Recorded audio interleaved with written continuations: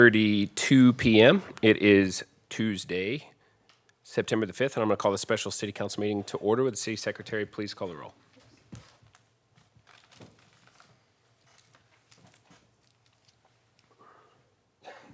Mitchell, Here. Tobias, Present. Heiser, Here. Flores Kale, Here. Zuniga, Present. Bradshaw, Here. Parsley. All right, 6 members present. We have a quorum. Next up, citizen comments period. Is there anyone who wishes to come forward and speak? Seeing none, I'm going to close citizen comments period. It's now closed. Next up is executive session. Pursuant to Chapter 551 Texas Government Code, City Council reserves the right to convene into executive session from time to time as deemed necessary during this meeting. Council may convene into executive session pursuant to any lawful exception contained in Chapter 551 of the Texas Government Code, including any or all of the following topics: pending or contemplated litigation, settlement agreement, or to seek advice of the city attorney and attorneys concerning legal issues. Pursuant to Section 551.071 Texas Government Code, cause number 20-2048, Lyle Knight, Timothy A. K., Helen Brown K., and Save Our Springs Alliance, Inc. versus the City of Kyle, Texas et al. In the 453rd District Court of Hays County, Texas. Possible purchase, exchange, lease, or value of real estate pursuant to Section 551.072 to deliberate the purchase of real property for public purpose. Easement acquisition regarding Center Street Village wastewater line. Easement acquisition regarding Anthem to Plum Creek water line. Purchase of property for city facilities and public purposes. And convening to executive session pursuant to Section 551.087 Texas Government Code to deliberate regarding the offer of economic incentives or Project Heat Stroke, Uplift, Hot Pursuit, Underground. Thank you. Good evening, everyone. I'm going to call this meeting back to order. There was no action taken during executive session. There will be no action taken now. Motion to adjourn. All right, we are adjourned. And now I will call the regularly scheduled city council meeting to order. Good evening, everyone. The time is 7:03 p.m. It is Tuesday, February the 5th, and I'm going to call this regularly scheduled city council meeting to order. Would all please rise for the Pledge of Allegiance? I pledge allegiance to the flag of the United States of America, and to the republic for which it stands, one nation, under God, indivisible, with liberty and justice for all. Would the city secretary please call the roll? Mitchell, Here. Tobias, Present. Heiser, Here. Flores Kale, Here. Zuniga, Present. Bradshaw, Parsley. All right, 7 members present. We have a quorum. Next up, approval of the minutes. Parsley? Did you call me? Oh, okay. All right, Mayor, I'd like to go ahead and make a motion to approve the minutes for special council meeting for August the 10th, special meeting for August 15th, and regular meeting for August the 15th, including the special city council meeting for the 29th and including the special meeting on the 29th as well for those days, so a total of 5. All right, motion by Mayor Pro Tem, seconded by Councilmember Parsley that we approve agenda items 1 through 5 on the minutes. Is there discussion on the motion? All those in favor say aye. Aye. All opposed. Motion carries 7-0. All right, next up is our citizen comments period. At this time, we ask anyone in the audience who wishes to come forward and speak on any item to please do so. We do ask that you limit your comments to 3 minutes and that you direct those comments to the mayor and council. We also ask that you fill out a citizen comments form and submit that to either myself or the city secretary. I have one registered to speak, Mr. Domingo Casiega.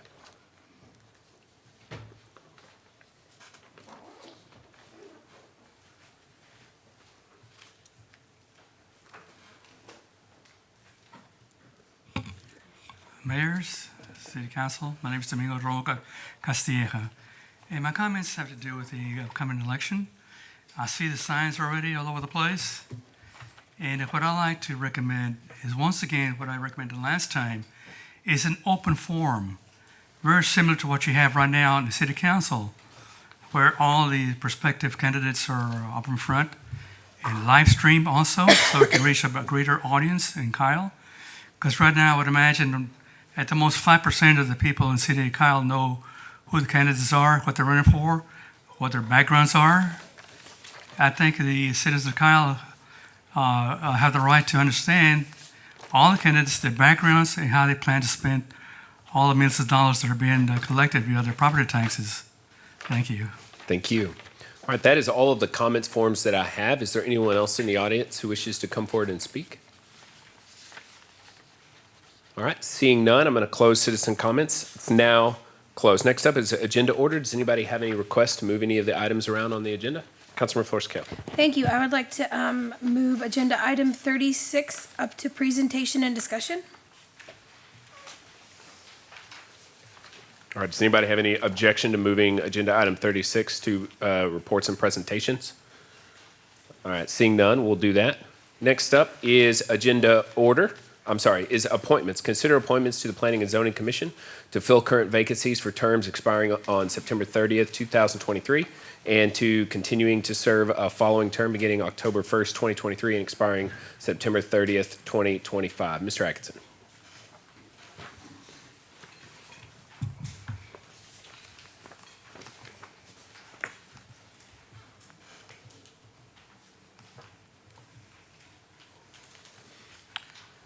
All right, Will Atkinson, Planning Director for the record. Before you, we have two appointments to fill for seats 5 and seat number 7.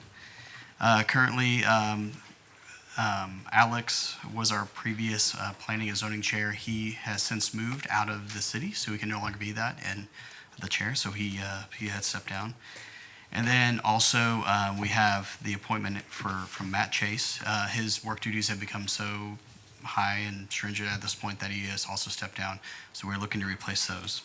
So we had two interviews. One was for Tracy Scheel for seat 5. She is a former city council member from November 27th to November 2020.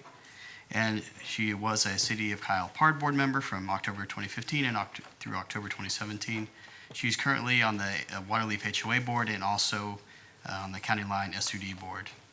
And we do recommend approving this appointment. The other one is Daniel Serrato. Both of these two terms, actually, we are asking to fill the finish out terms for September 30th and also to the follow-up 2-year appointment, just so you all are aware. But Daniel Serrato, he moved to Kyle almost 2 years ago from Houston. He has experience as a sales executive and account manager, and he's very much interested in how development occurs and wants to help guide it through the city with our gold standard. So we also recommend approving that appointment as well. All right, thank you, Mr. Atkinson. Does anybody have any questions or comments? Mayor Pro Tem. How many applicants applied for these 2 seats? Yes, sir.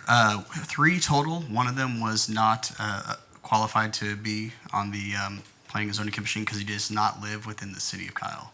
That applicant lives in Del Valley, so he was not able to. So we had a total of 3. So total 3, but just then we came down to these 2. They were on the narrow. Yes, sir. All right. Councilmember Flores-Kell. How long were the applications open for? I believe for about a month, approximately. Do we usually leave it open for a little bit longer? I thought it was 6 weeks, but I could be mistaken. It depends on the urgency of the need to get the seats filled and what have you, depending on the situation. We were working to try to get those filled pretty quickly, mostly because we wanted the opportunity for the people who had stepped down to be able to actually step down, specifically in Matt Chase's case. There was a lot of public outreach on social media and what have you, and also on the city's website. We did try to make sure that the general public was aware that there were 2 openings available. Okay. And there's no way that you guys are willing to open it back up for another few weeks to get more applicants? If that is council's wish, we can absolutely do that. Well, is there a quorum? Is quorum met currently?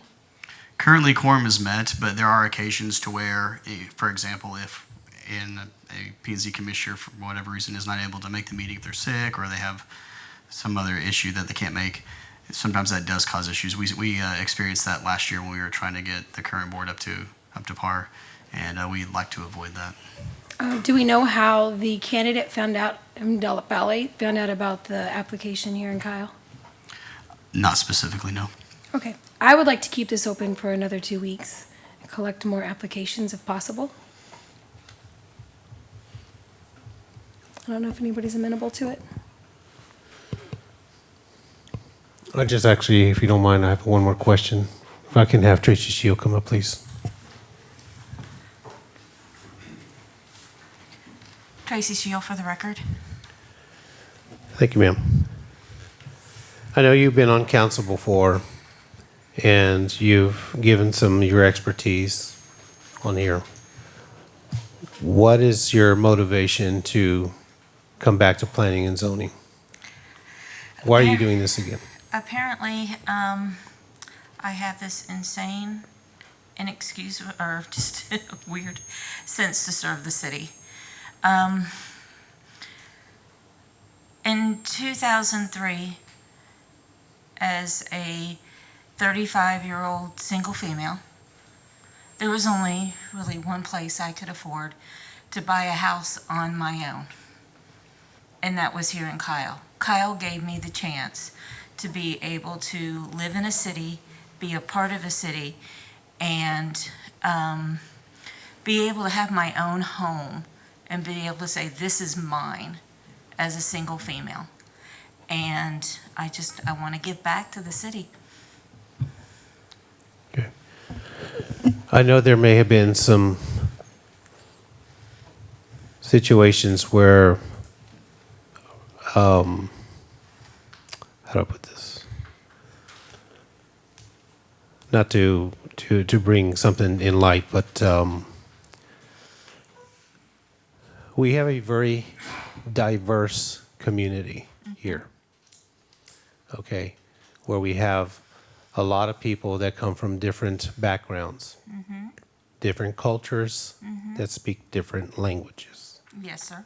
Okay, so if we're looking at any planning and zoning kind of capacity being on the commission, how can I make sure that the decisions that you're making going forward into this very diverse community is going to benefit the city as a whole? All I can give you is my word, and I feel my word is my bond. I don't have any discriminations or anything against any cultures. Okay. You know, I can't say anything more than that. Okay. Okay, no problem. And like I said, you've been on council. You've served to a capacity that's been very much appreciated, and it's been very respected, your work. And a lot of it has shown, and your name or is on some landmarks here. Just, if we go through with your nomination, I just want to make sure that we are looking at the work that you're doing is in a very positive way for our community, and bringing forth to where we can, if we have to look at developments, especially west and east of Kyle, that it's done to where it's best for all the people and Right. for the city overall. Thank you. All right, thank you. I'd like to make a motion to approve agenda item number 7. Second. Motion by the mayor, seconded by Councilmember Zuniga. Is there discussion on that motion? I just wanted to say to Tracy Councilman Shield, Zuniga. thank you for stepping up to serve on P and Z as a candidate. Are you still going to remain on the ARWA County Line Board? Again, Tracy Shield for the record, yes. I am on County Line, the Special Utility District Board.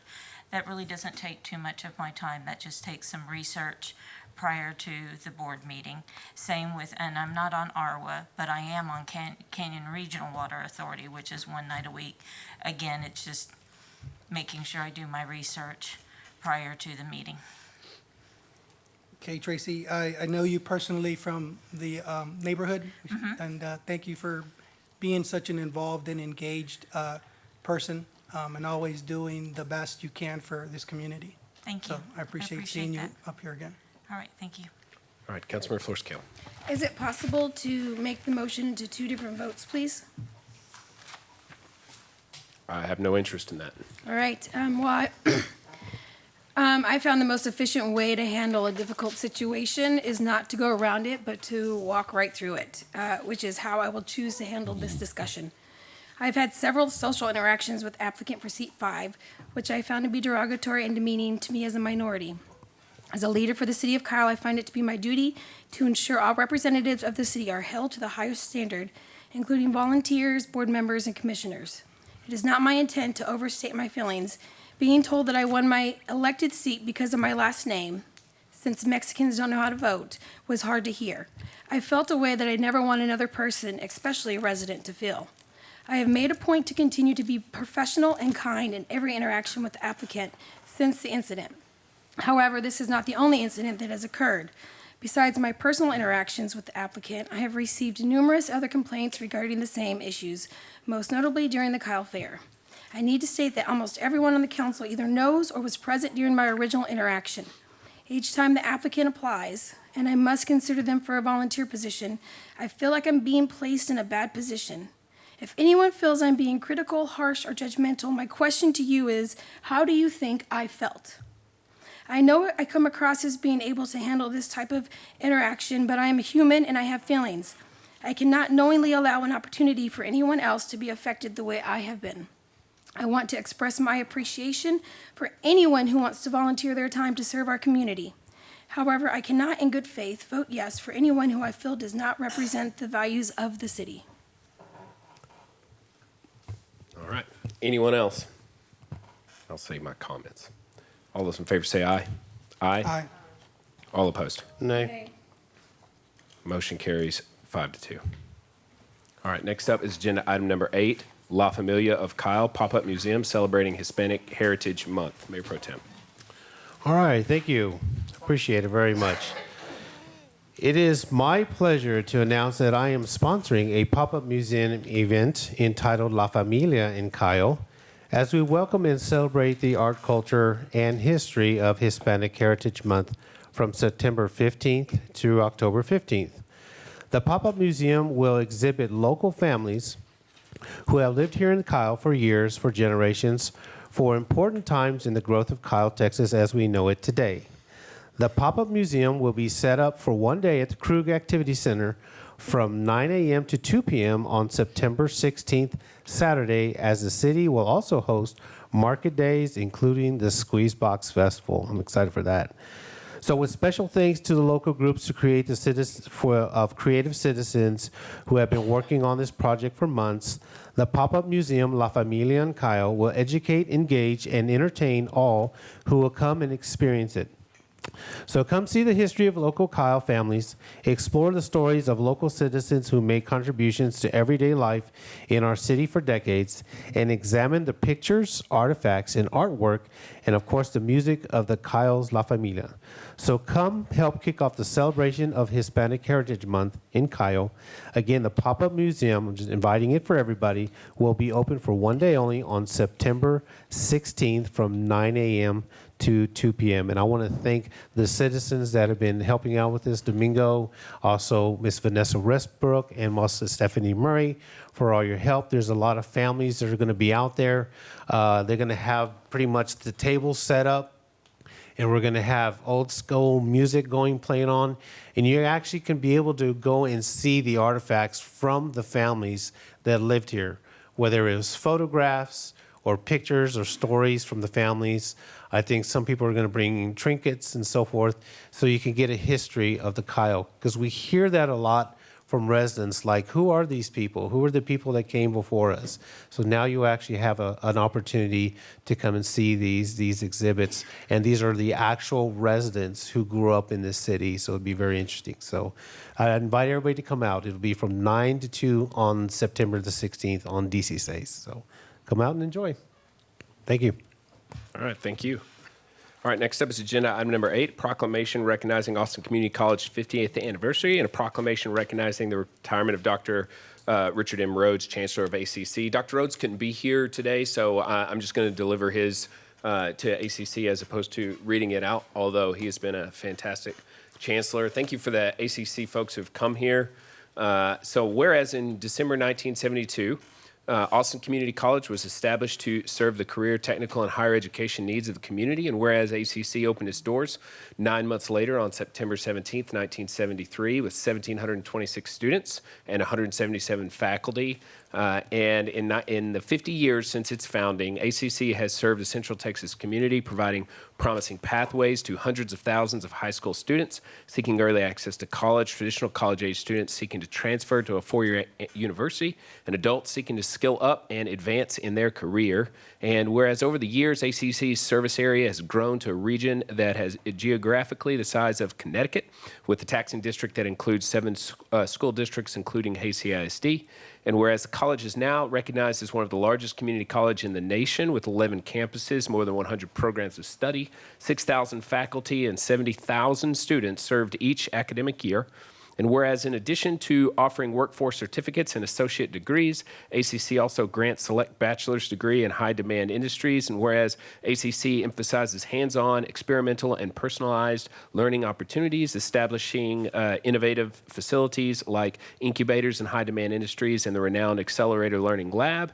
And whereas ACC has long been a leader of providing free college to high school students through dual credit courses, early college high schools, career academies, and P-Tech programs, ultimately helping families save thousands of dollars in higher education costs and increasing the college-going rates of high school graduates. And whereas ACC is recognized for its work to close equity gaps in higher education and is one of the nation's achieving the Dream Leaders colleges for improving student outcomes and elevating the importance of completion milestones, and whereas ACC was recognized and awarded the prestigious National Seal of Excellencia for its high level of commitment and effort to successfully serve Latino students, and the college is proudly a Hispanic serving institution, and whereas ACC is recognized by the Texas Higher Education Coordinating Board as having the best rate for academic transfer success for students seeking a bachelor's degree.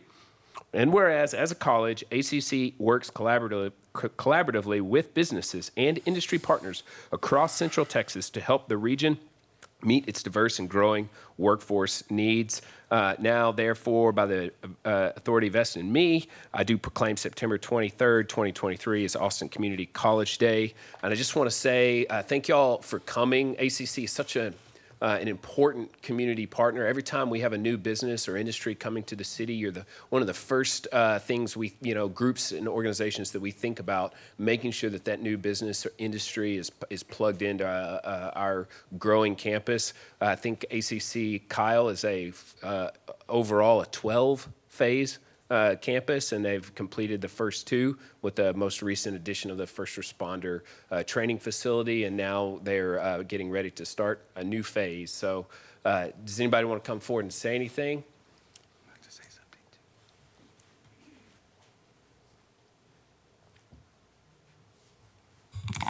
Thank you, Mr. Mayor, members of the council. My name is Dr. Chris Cervini. I am Vice Chancellor of Community and Public Affairs at your Austin Community College.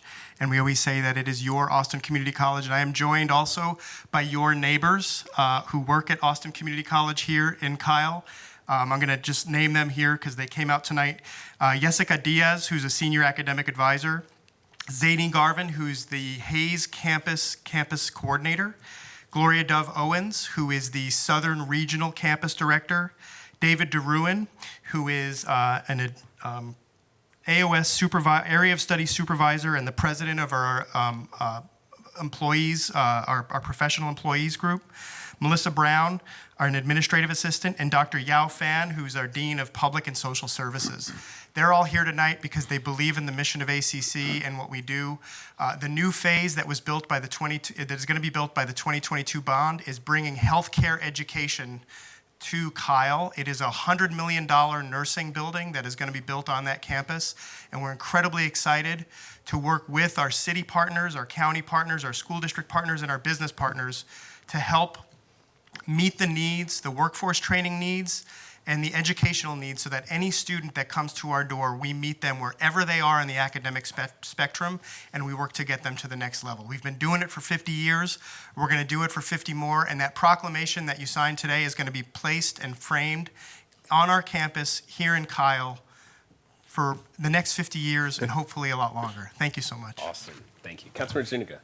Hello, thank you. Thank you for being here. I also want to say great work for Dr. Rhodes and his leadership. I took classes in the 1990s at ACC. I've also taught there, and it was always enjoyable to educate and to learn. And then I took further professional training classes and workshops and stuff. So there's so much there. Y'all have really set the standard for how the junior colleges work with the trades and hands-on programs that are really beneficial to high school students that don't know yet what they want to do, but there's a career opportunity for them there at the ACC. So thank you for that, and go River Bats. Thank you, sir. Yeah. Thank you. We do our hand signal, which is this. Yes. Mayor Pro Tem. So I have a little history behind this. My son Michael attended the first responder, graduated, was one of the first class to graduate from the criminal justice here. He was also y'all's mascot for 2 years. Oh, wow. Michael Tobias. RB. Yes, he was the one that would go to all the Oh, that's so events. great. So that was my son. So we have history there. But just to reflect off of Councilman Zuniga here, Dr. Zuniga, yes, it's great that we have you in our community. And I have been following you for a couple of years now. I remember you had your nursing school at the Riverside campus in Eastside. Our Eastview campus we have nursing in our Round Rock and our Eastview, which are north and central. Yeah, I remember the Eastview, and I remember when they were talking about when they were expanding down here one day, that y'all would actually come down here so that way you can offer those kind of healthcare nursing to the high school kids that were wanting to get into that profession. I think now after we're still going through the COVID and the post-COVID stuff, I think it's a great opportunity for these young students to get into that field. So thank you so much for being part of our community. Thank you very much, everybody. All right, if you wouldn't mind, you want to bring everyone forward? Absolutely, and if We'll you'll take indulge photos. me, I have our 50th anniversary pins to give to the members of the. Oh, thank you so much. Thank you.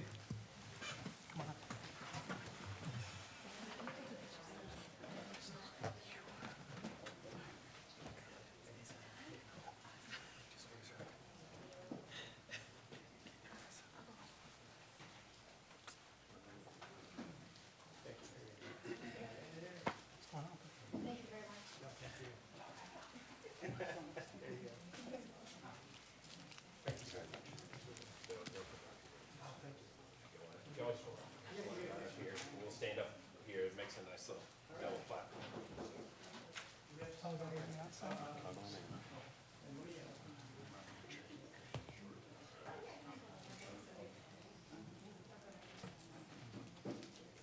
right, we're gonna take 2 rounds of photos, y'all, so stay still after I get the first ones. All right, on the count of 3, 1, 2, 3. All right, and second round. All right, on the count of 3, 1, 2, 3. Perfect. Thank you all very much. Thank you. Thank you. Thank you.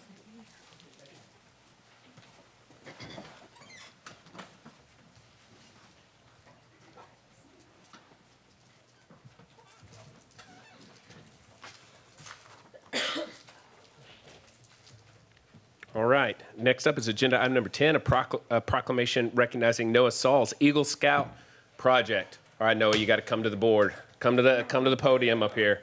I'm going to read something out here.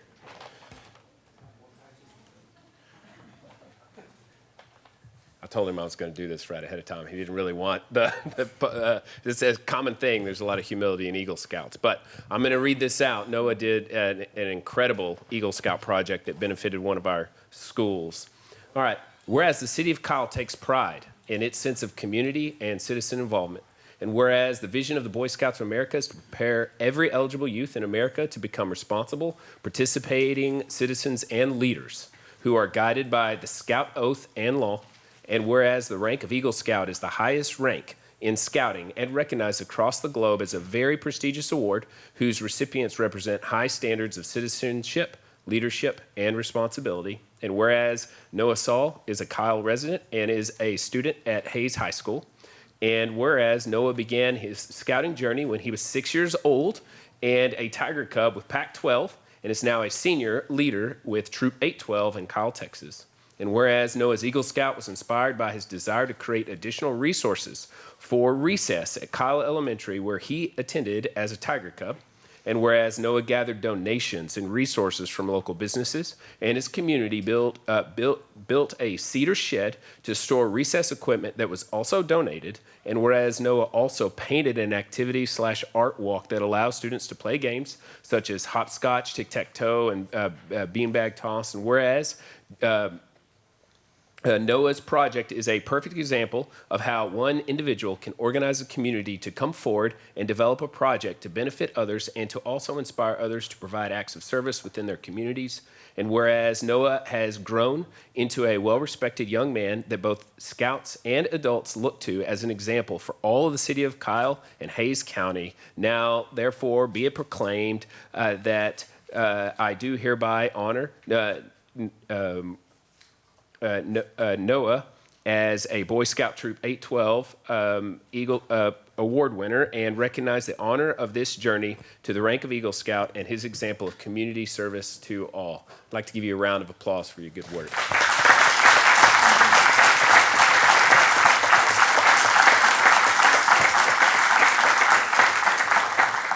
Anything you want to say in particular about your project? What was the best part of your project? What did you enjoy the most?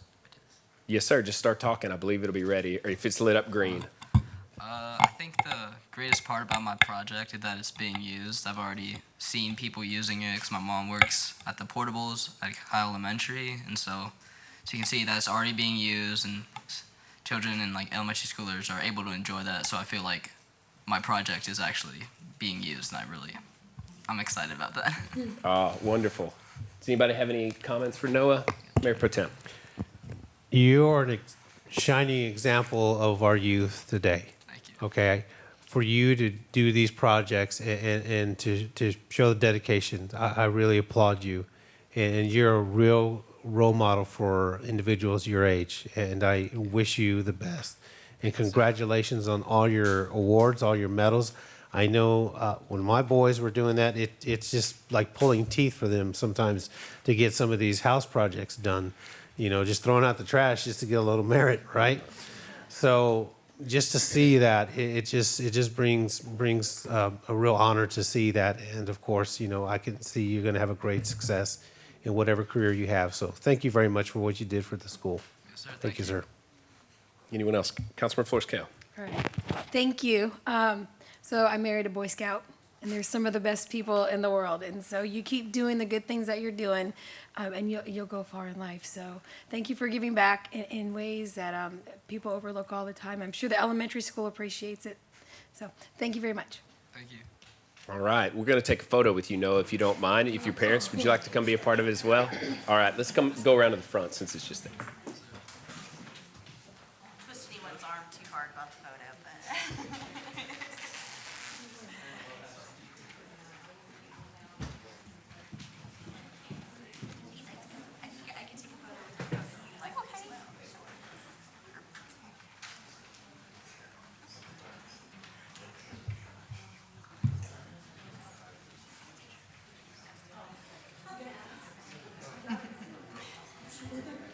All right. On the count of three. Oh, all right. 1, 2, 3. And same thing as last time. I got mom's phone, so. All right. On the count of 3. 1, 2, 3. All right. Thank y'all.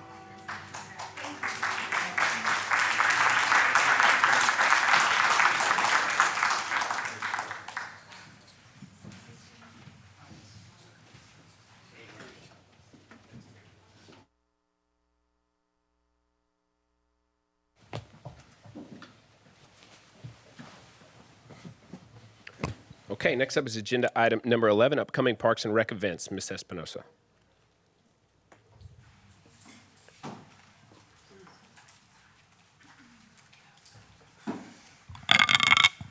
Mayor and Council, Mariana Espinosa, Parks and Recreation Director. Just really quick, we have some updates for upcoming events for this month and next month. So on next Saturday, we have our Squeeze Box Market Day at Mary Cal Hartson City Square Park, celebrating Hispanic Heritage Month from 9 a.m. to 2 p.m. And then on October 13th, we have our Halloween movie in the park at Greg Clark Park at sundown. It is free to attend, and we are showing the movie Casper. On October 14th, we have our Founders Parade. The parade starts at noon downtown Center Street. It goes from Greg Clark Park and it finishes at Mary Kyle Hartson Park. The registration deadline to be in the parade is September 29th, and registration to be a vendor is October 9th. On October 27th, we have our Halloween dance for individuals with disabilities. That is also a free event at the Gemstone Palace. It's from 5:30 to 8:30. It is free, and it's called actually a Halloween boogie. And then on October 28th, we have our Center Street Trick or Treat, which is the annual event downtown from 12 to 3. It's free. There is a costume contest for newborns all the way to 18 years old. Judging takes place at 1 p.m., and registration to be a vendor is October 16th. And then just online events such as the yard decorating contest, the pumpkin decorating contest, best costume contest, and the online costume contest. That's it for the next 2 months. Councilmember Zuniga. Hi, thank you, Mariana. It's been a while since we've seen you. Thank you for these updates. I really want to say thank you to Parks Recs, our police officers, all the staff for Pie in the Sky. It was a really great, nice, beautiful event. So thank you. Anyone else? I just want to quickly thank Mariana for all of her hard work. It took a huge staff to pull this off, but she did a great job at that event. And the balloons actually got to fly this time, so it's been a while since that's happened with the conditions, so we really And a appreciate drone show. everything. That seemed to be well received. People loved it. All right, thank you. All right, thank you. All right, next up, agenda item number 12, presentation and discussion on economic development initiatives authorized under state law. Ms. Libby. Mayor, council member Stephanie Libby with Norton Rose Fulbright. Our firm serves as bond counsel for the city of Kyle. Tonight, we're just going to walk through an economic development presentation that we put together for you all at the request of staff. We work with staff, we work with the city's financial advisor, Samco Capital Markets, and we also worked with city attorney and P3, which is the city's PID and TERS administrator. We have representatives from both Samco and P3 with me tonight in case you all have any questions as we move through this presentation. For the presentation itself, it's really just designed to provide you all with an overview of the various types of financings or tools that are available to incentivize economic development within the city. So this presentation is really intended to be high level, but to the extent that you have any questions or you'd like for us to go in depth, to any degree through which the presentation is not currently drafted, we're happy to do that as we walk through the presentation. So for economic development, when we use economic development discussions, we're really intending to capture programs, projects, and activities that are intended to improve the economic well-being and quality of life for residents within the city. So various types of economic development tools that we'll walk through this evening. Some of them you all will be familiar with from previous financings that the city's done, and some will be concepts that may be introduced for this first time. So we'll briefly touch on PIDs, TERS overlays, Chapter 380 economic development programs, hotel occupancy tax, venue projects, municipal management districts, municipal utility districts, economic development corporations, and then local government corporations, public facility corporations, and then other types of special legislation. So the city and city council is going to be well versed with public improvement districts because there have been a number of public improvement districts that have funded public infrastructure in the city of Kyle in recent history. So the PIDs themselves are governed by Chapter 372 of the Local Government Code, and they're defined areas created within the city, not separate political subdivisions, but a component part of the city. And they're used to finance a wide array of public improvements, which confer a special benefit on areas within the district. Through the public improvement districts, revenue bonds can be issued that are secured by special assessments levied within the district itself, which means that the districts are intended to be self-supporting. So no other city taxes or other revenues are pledged to support those bonds, and you create a concept through which development can pay for itself. Cities can use PIDs to leverage or incentivize development that the city intends to see or desires to see within its boundaries. Next, we'll talk about tax increment zones. Tax increment zones are governed by Chapter 311 of the Texas Tax Code. And again, a tax increment zone is a defined area district within the city's corporate limits where a city or other local government can contribute all or a portion of tax revenues that are generated within that zone. Contributions can be either from ad valorem taxes or sales taxes.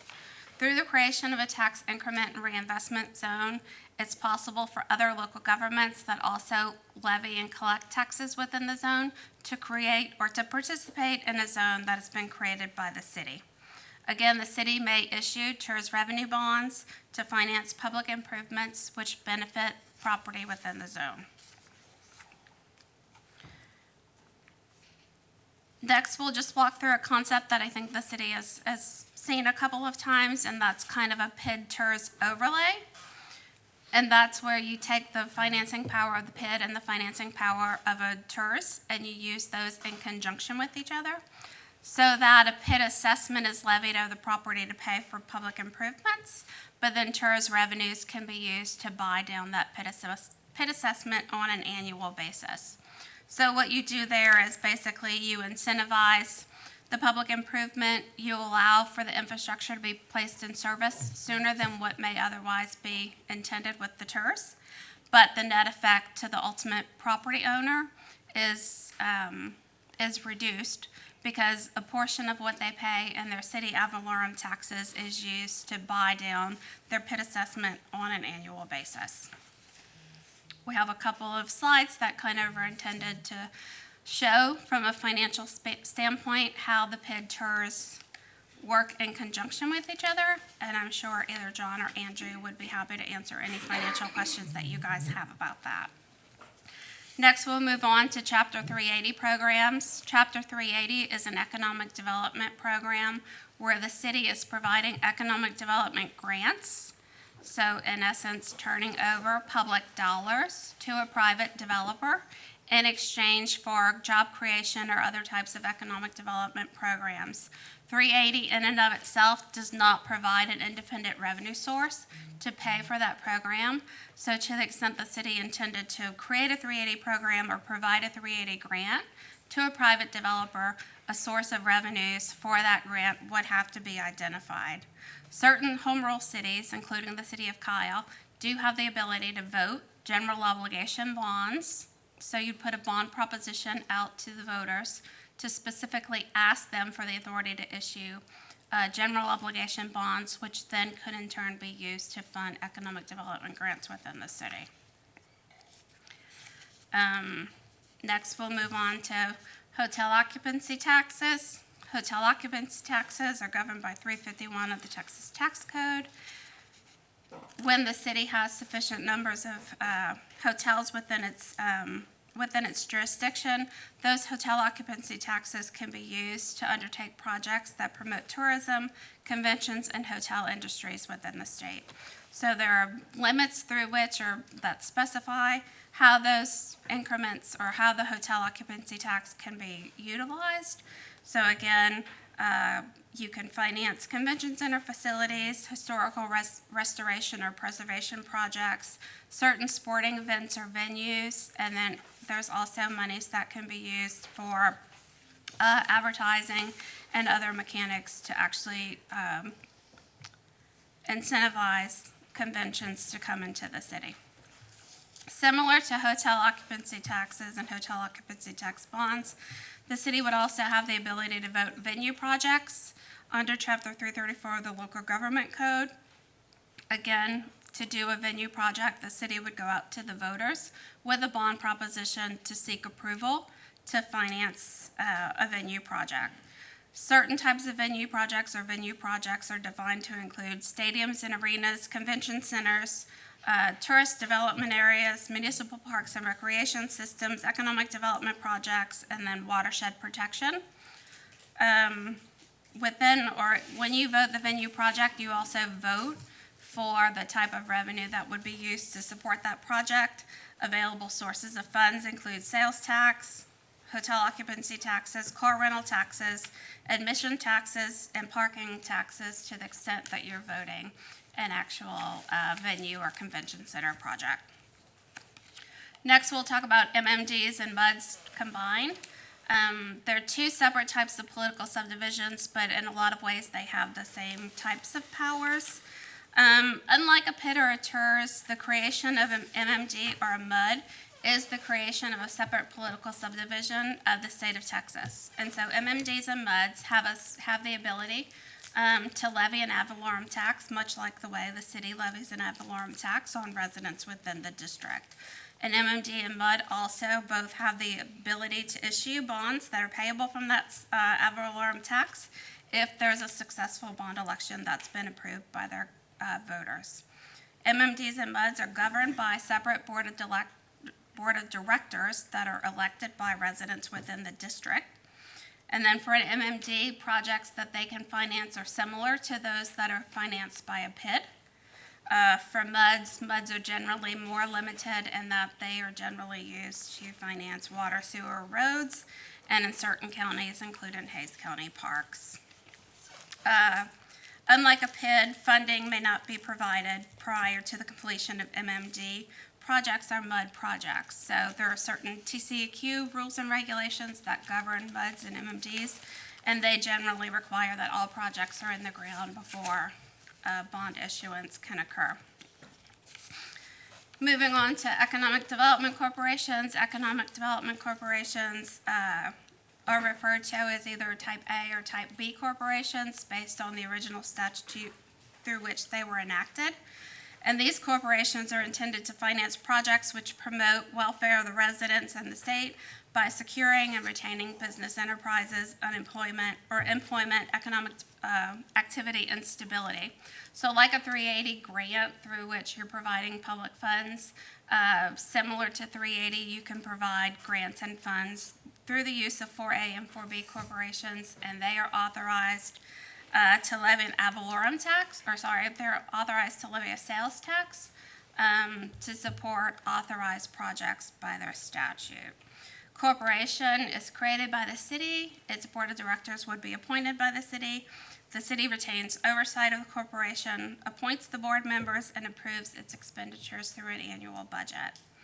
City also has the ability to alter or limit the power, structure, and organization and the types of programs that the corporations themselves provide. The corporation is authorized to issue bonds independent of the city. The city can set it up so that city consent for bond issuance would be required, but that's not a statutory requirement.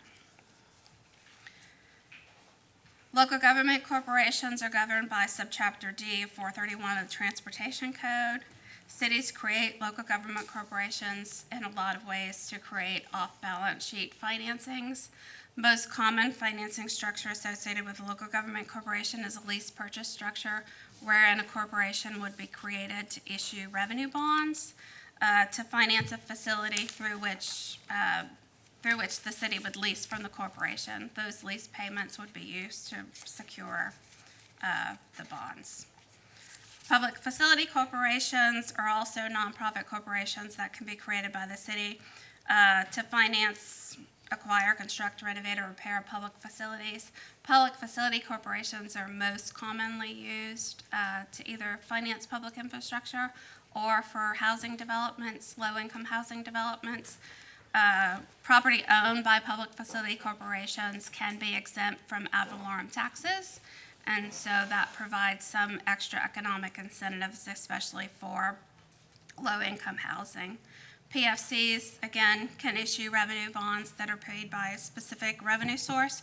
So in the case of low-income housing, the PFC bonds would be repaid through property payments or payments from rentals. Public-private partnerships is kind of, in some ways, an alternative to tax-exempt bond financing, and public-private partnerships can also be used to manage construction and development risk as projects are coming online. So there are different ways through public-private partnerships that the city can bundle, say, construction, design, and engineering services for a public infrastructure project, or have construction manager at risk kind of assume risk associated with the financing of part of a public infrastructure project before the city ultimately issues bonds to acquire that facility. So the next slides just kind of walk through pros and cons of each type of development. I don't think that we need to go through pros and cons of each, but I'm happy to do so to the extent that anyone has any questions or would like to dig deeper into either of the entities that we spoke about this evening. All right, thank you. I'm not really sure why we just did that, so, but does anybody have any questions for Ms. Libby? All right, thank you, Stephanie. I just want to say you did good. Thank you very much. That was a lot, and you got through it pretty quick, so thank you. All right, next up is agenda item number 36. We flip over to it. Presentation and discussion regarding the status and updates of the ARWA transmission lines. Ms. Flores-Kale. All right, thank you. Thank you for being here. I really appreciate it. I know it was last minute, but we had a discussion about water talk or water issues last week, and so I thought it would be a great opportunity to follow up and figure out what we need to do as a city to get on board, so when you guys bring your water and your water lines, that we're ready. Great. Well, for the record, my name is Graham Moore. I'm the Executive Director of the Alliance Regional Water Authority. It's good to be before you again. I did want to give you an update as to where we stand in the development of our project. I'll try to go through this relatively quickly and then leave time at the end for any questions that you may have. If we'll go to the next slide. Do I have control here? Okay, sorry. I thought maybe there's some magic button I'm missing. This is our overall map of our construction that we're in the middle of. On the right side is the water treatment plant. It's located in Delhi, Texas. It's a small community halfway between Bastrop and Gonzales. Our well field is in that same area where the water comes from the Carrizo Aquifer there. And then we have 5 different pipelines, which we've labeled A, B, C, D, and E. We split them into different design packages and construction packages to deliver the water to all of our customers. Many of those are under construction right now. It totals about 90 miles of pipelines that are being built. So you can see it's a long stretch. At the far north end of the page there is Buda. On the far south end is New Braunfels. And so you can imagine that covers a big span of the I-35 corridor here in the region. We also have a booster pump station kind of in the middle, in the Maxwell area east of San Marcos, where we repressurize the water and then send it on its way to the west, to San Marcos, to the southwest, down to some of our Canyon Regional Water Authority customers, and then ultimately to the north, which is the line segment C that will feed the city of Kyle. And you can see we've got different delivery points along the way, and we also have elevated storage tanks in the system to help balance and provide pressure at a consistent level throughout the entirety of the system. So it's a lot of infrastructure that we're in the middle of completing right now.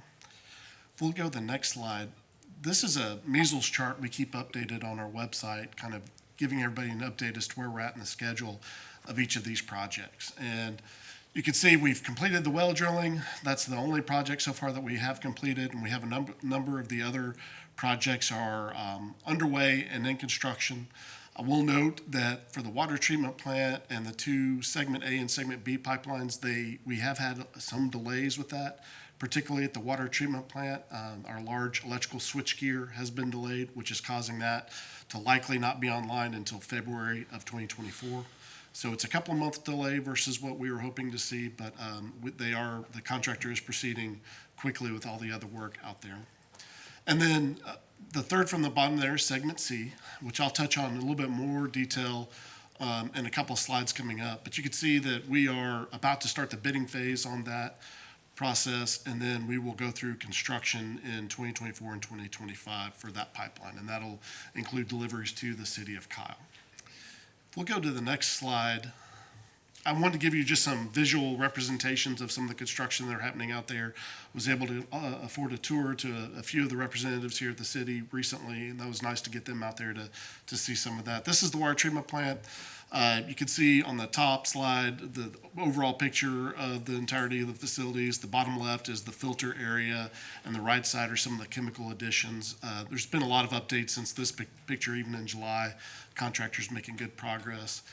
go to the next slide will be the booster pump station there in Maxwell. That is a 5 million gallon ground storage tank. So it's a sizable tank there. We've got room to expand within this site to bring on additional water supplies to the area as that need arises. The bottom picture is some of the pumps that will be set to pressurize that water and send it on its way to all the customers. Continuing on then, I think the next slide will be our south inline elevated storage tank. This is a pretty standard tank with a concrete pedestal and a steel dome top to it. Actually, since this picture's been taken, the pedestal is basically complete, and they're about to start erecting the steel dome, and we'll raise that here later this year. So they're making good progress on that project. And then finally, the next slide, just some representative pictures of the pipelines. The pipelines range in size. As we leave the water plant, they're at about a 48-inch diameter. Most of the network is between 42 and 36 diameter pipelines. And then as you get out to the outer ends of the system, it reduces down just a little bit. We have lots of major crossings, Plum Creek, SH-130. We've got to cross I-35 in a couple of locations, San Marcos River, the Guadalupe River, Railroad 3 different times. So there's lots of effort to be undertaken to get all of the pipelines in place and get the water delivered to all of our customers. So I think then I have a couple slides here to talk a little bit more about specifics on Segment C. First, I want to talk about financing. We have had some overruns in our overall program to the tune of about $46 million. Kyle's share of that being about $13 million. And so we are identifying right now different funding options that we can put in place to make up that gap, and most importantly, not to further delay any of the projects. So that's something we're working currently with our board.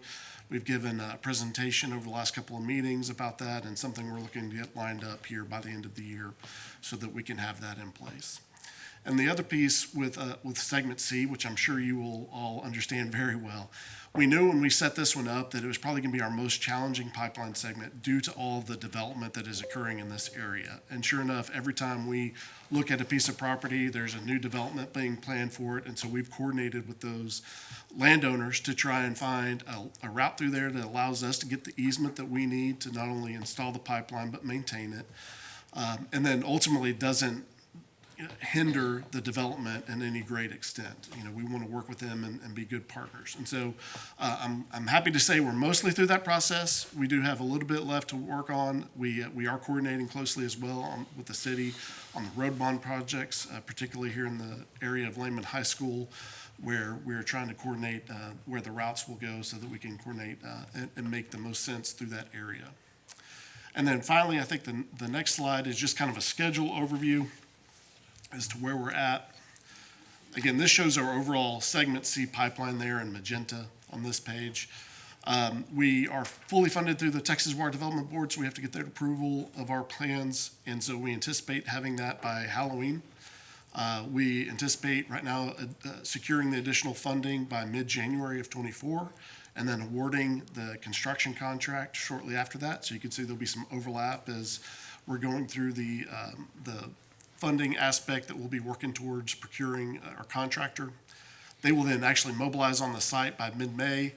And then we are projecting that the first portion will be completed by January 15th of 2025. And I've outlined here on the map the first portion. So that's from Maxwell to County Road 158 there. And that includes the new Waterstone delivery point that the city is looking at adding a pump station and storage tanks. And then the rest of Segment C, the entirety of it, will be completed by Halloween of 2025, and that will include water delivery to the FM 1626 pump station up by the HEB. Used to be the green tank, is now the white tank as of a couple of years ago.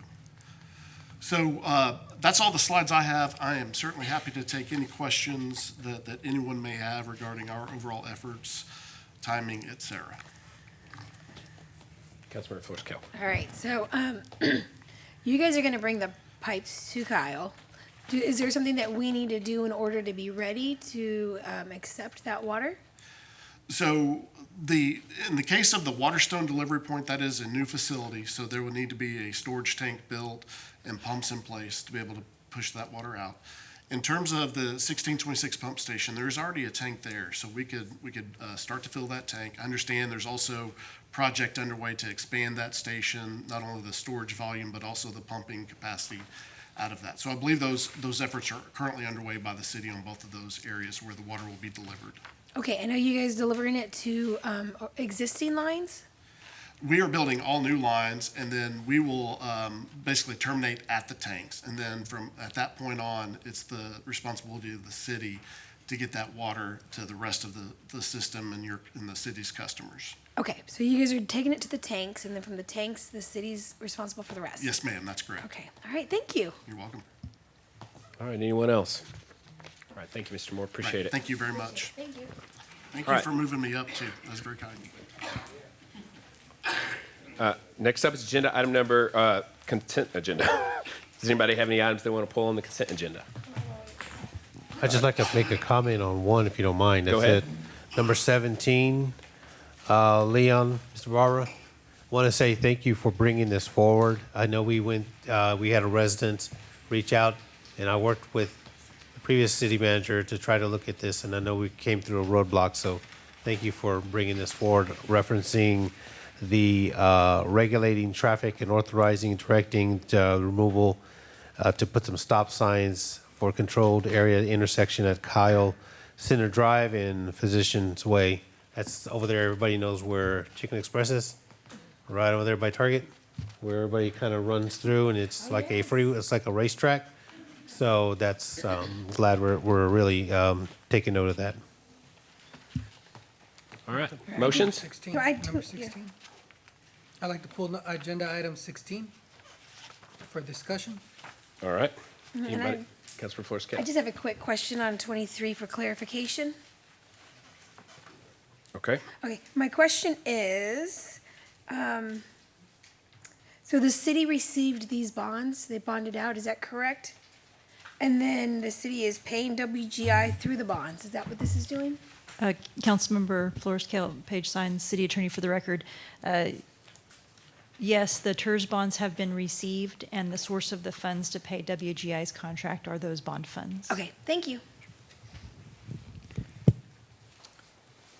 Anyone else? Councilmember Parsley.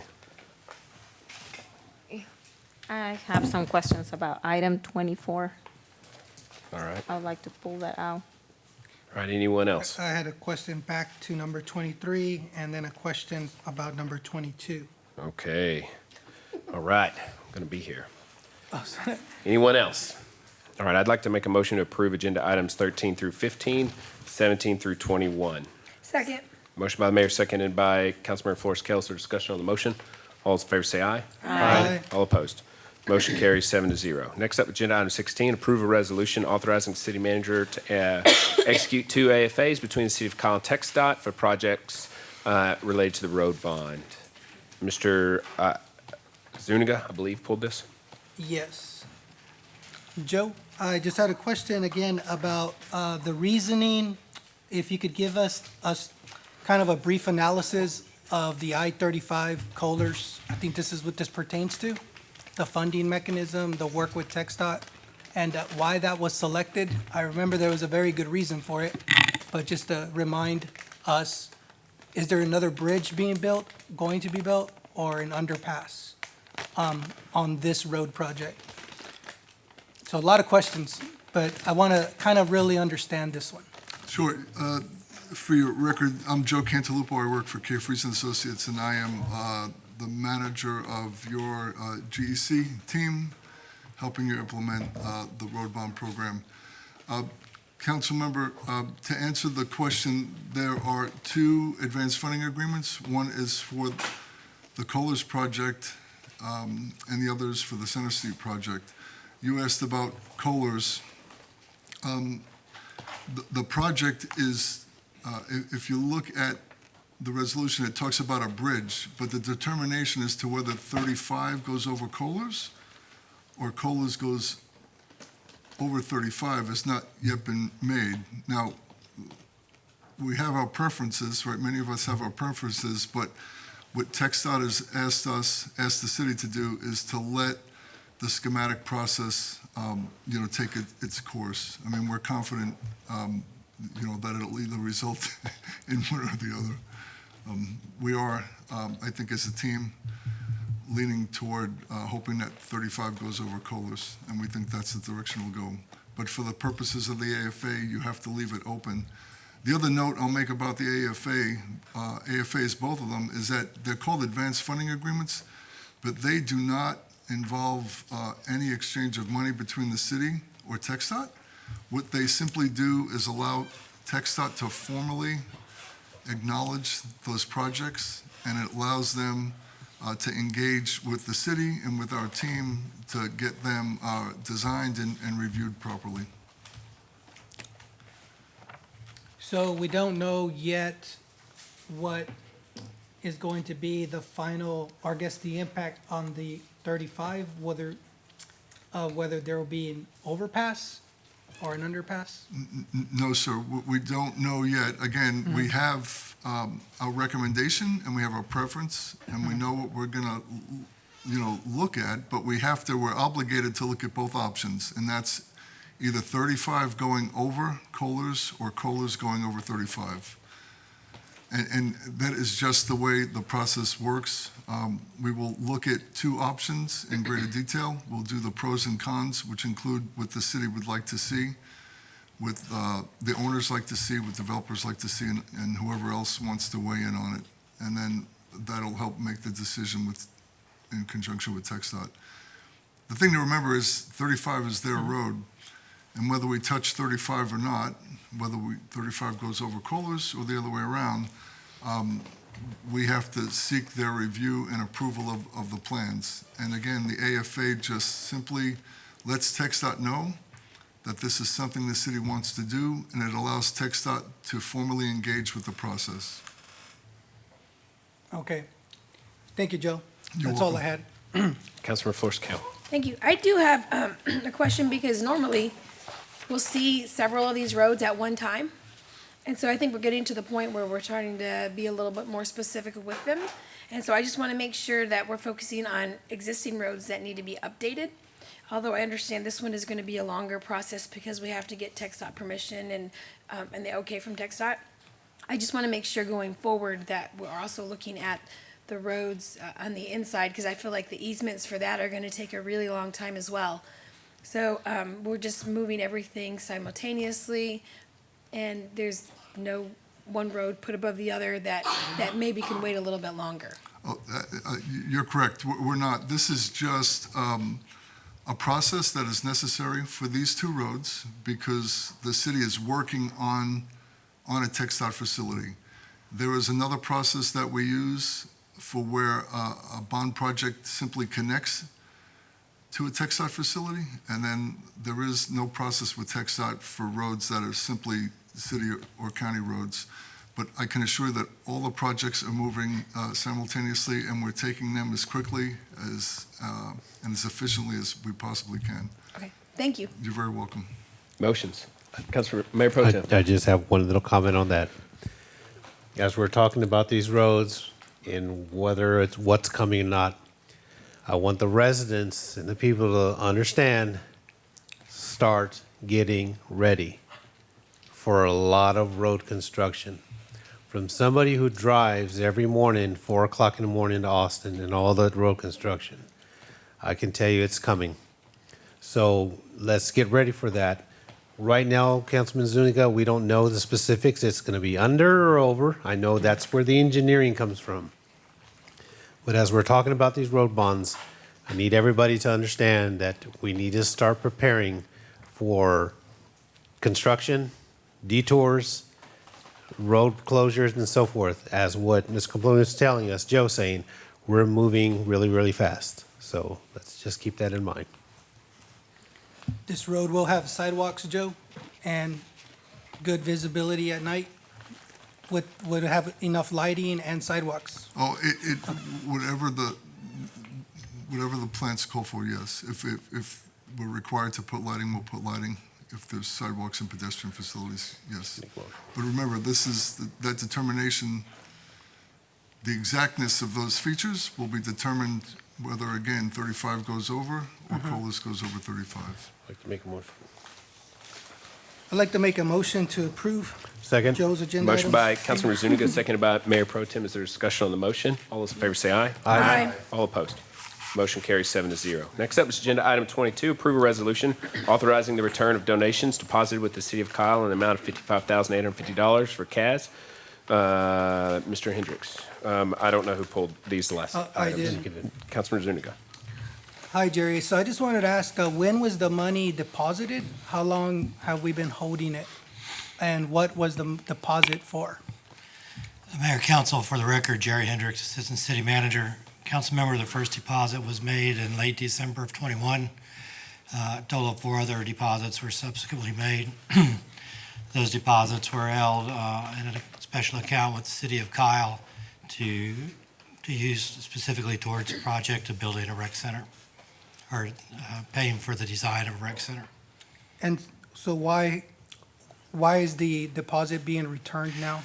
CAS has asked that we return that money to them as council's sent us on another direction on how to achieve a rec center, and some of their members have asked for refunds of that donation. Motion? Okay, thank you. I'd like to go ahead and make a motion to approve agenda item number 22, please. Second. Motion by Mayor Pro Tem, seconded by Councilmember Flores Kell. Is there discussion on the motion? All those in favor say aye. Aye. All opposed. Motion carries 7-0. Next up, agenda item 23, approval of the assignment of PSA by and between Plum Creek Development Partners and the City of Kyle, assigning the PSA between Plum Creek Development Partners and WGI. I do not know who pulled this one. I did again. Okay. Sorry. Hi, Paige. So when I was looking at the receipts, I remember when I approved this with council, there was a limit, there was a spending limit, a cap or whatever. And in the receipts, it says that we will be notified when 65% has been reached of the allocated amount. What was that allocated amount, the threshold of the WGI partnership with Plum Creek Developers? Yes. No. Nope. No. The agreement started out. Thank you. So the agreement between the city and Plum Creek Development Partners was that Plum Creek Development Partners would engage the consultants for the project. And they went ahead and did that, and the city approved WGI, both the TERS board and the city did. And in doing so, it was recognized that WGI was engaged shortly after the city approved the retail roads agreements in April of last year. So they were engaged by the developer to start the work so that there'd be no time lost, because there were still some financing terms to work through. And so that the city was not the party to the contract when that notice would have been given as to when it was going to hit a certain percentage of the contract. So at this point, it's come time to have the WGI contract assigned to the city under the terms of the agreements with the developer. And they are, the background material has that information that says what the contract amount is. I believe it's $612,000 or $621,000, if I'm recalling correctly. And what they've already designed most of the project, and so that they're in excess of $500,000 on the invoices that they're going to submit to the city for review and approval after the assignment occurs. Did that answer your question? So the answer is you didn't get a notice because you weren't a party to the contract yet. But so the total amount that they're allowed to spend was under 800,000, I believe? So the city approved bond proceeds in the amount of $8 million, and so that's inclusive of design plus construction. So this part that is in front of you tonight is for design costs. Okay. But the design costs have a certain limit. The agreement has that limit at, it's in your backup material. It's either $612,000 or $621,000. there's probably some provisions in there in case there's some unforeseen circumstances and there are additional services requested. But for the scope of the work defined, which is to design the retail roads projects, it's that amount that's set out in your backup material. Okay. I'd like to make a motion then to approve the agenda item 23. Second. Motion by Councilmember Zuniga, seconded by Mayor Pro Tem. Is there discussion on the motion? All those in favor say aye. Aye. All opposed. Motion carries 7-0. Next up, agenda item 24, consider approval of request to waive section 41-136, minimum lot widths to allow for subdivision of property located at 200 Jennifer Drive. Ms. Parsley. Thank you. Will, is there any reason why we have set the minimum width to a certain amount, and what will be the disadvantage for having it if we do waive that requirement? So I'll start out by saying that I was not here when the code went into place for the minimum 130-foot lot width. However, for lots that are on septic, which will be the case in this case, they have to have a minimum area perspective that's usable for their septic fields. And in conjunction with Hays County and conversations with them on this site, they didn't have an issue with each lot being 125 feet wide. Occasionally, there's issues with driveway spacing, but in this case, it's not a large factor. Is this zoned as residential, or what is it zoned for? This is in the ETJ, so there is no zoning out there. As far as I understand it, they are going to be using it for residential purposes, but in the end, we don't have authority over what they can use it for. The county ultimately does have some control based on the septic permits. So we don't approve septic. Water, wastewater will be through the county?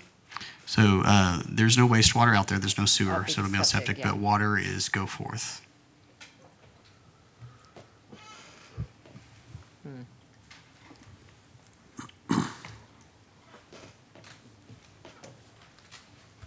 In the end, we don't really have a problem with each lot being 5 foot less than the minimum. Okay. So. Thank you. I'd like to make a motion to approve item 24. Second. Motion by Councilmember Parsley, seconded by Councilmember Flores Kale, that we approve agenda item 24. Is there discussion on the motion? Oh, just a quick ask. Councilmember Zuniga. Will, did they already do their own replatting at their own expense if they're going to go ahead and break up into 2 acres? They will be. They need this. That's why we have the waiver request in front of you. Before they go and spend the money with a surveyor to do all that work, they wanted to make sure they could actually do it first. Okay. Thank you. All right, anyone else? All those in favor say aye. Aye. All opposed. Motion carries 7-0. Jennifer, are there any items in consent that can be finally passed, like number 17, 15, 14, 13? Can you take a look? Can all of those be finally passed? Are there any objections to finally passing agenda item 13, 14, 15, and 17? All right.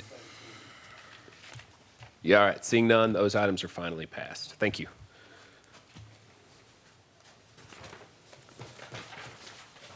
All right, next up is agenda item number 25, conduct a public hearing to obtain comments on the city's proposed budget fiscal year 2023-24, totaling approximately $272.5 million for all city funds, including no changes in water service rates, no changes in wastewater service rates, no changes in storm drainage fees, a 2.52% increase in solid waste service charges, trash collection, per contract terms with TDS, all other fees and charges for various city services as provided for in the fee schedule, capital improvement plan expenditures, the addition of 38 new FTEs.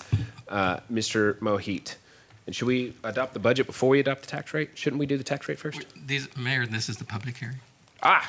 There you go. All right, if there are no objections, I'm going to open the public hearing. Public hearing is now open. Is there anyone who wishes to come forward and speak on this item? All right, seeing none, I'm going to close the public hearing. Public hearing is now closed. So I was right and I was wrong. All right, next up is agenda item 26, conduct a public hearing to obtain comments on the proposal to set the city's ad valorem tax rate at 0.4693 per $100 of taxable assessed value for fiscal year 2023, 2024. Are there any objections to open the public hearing? Public hearing is now open. Is there anyone who'd like to come forward and speak on the tax rate? Mayor, on this item, I need to speak and put into record certain things that's required. Okay. Mayor Pro Tem, council members, for the record, I'm Pervez Mohit, City's Director of Finance. This public hearing is on the proposed property tax rates. The City Council is scheduled to consider a proposal to set the tax rate at 46.93 cents per $100 of taxable assessed valuation for tax year 2023. This is the first of two public hearings scheduled on the city's proposed ad valorem tax rates for tax year 23. The second public hearing on the city's proposed ad valorem tax rates will be held at 7 p.m. on September 19th at City Hall, 100 West Center Street, Kyle, Texas, 78640. The city's ad valorem tax rates for tax year 2023 are as follows. No new revenue tax rate, 0.4474 per 100. Voter approval tax rate, 0.4693 per 100. And the proposed tax rate at 0.4693. The proposed ad valorem tax rate of 0.4693 per $100 is a decrease of 0.0389 or 7.65% from the city's current adopted tax rate of 0.5082 per $100. The city's proposed ad valorem tax rate of 0.4693 is above the no new revenue tax rate of 0.4474 per $100. This is an increase of 0.0219 cents or 4.89% from the known new revenue tax rate for tax year 2023. The proposed tax rate of 0.4693 per $100 is the same tax rate as the voter approval tax rate of 0.4693 per $100.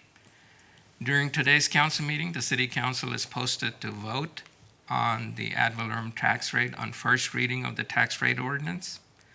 All Kyle taxpayers, residents, members of the public are invited to attend and express their views at the public hearings and City Council meetings scheduled on the city's proposed property tax rates.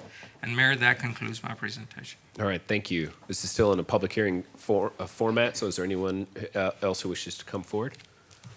All right, seeing none, I'm going to close the public hearing. Public hearing is now closed. So in my mind, we should take up agenda item 28 ahead of 27, because if we approve the budget and then don't approve the tax rate, then we find ourselves in the same bind that we've been discussing.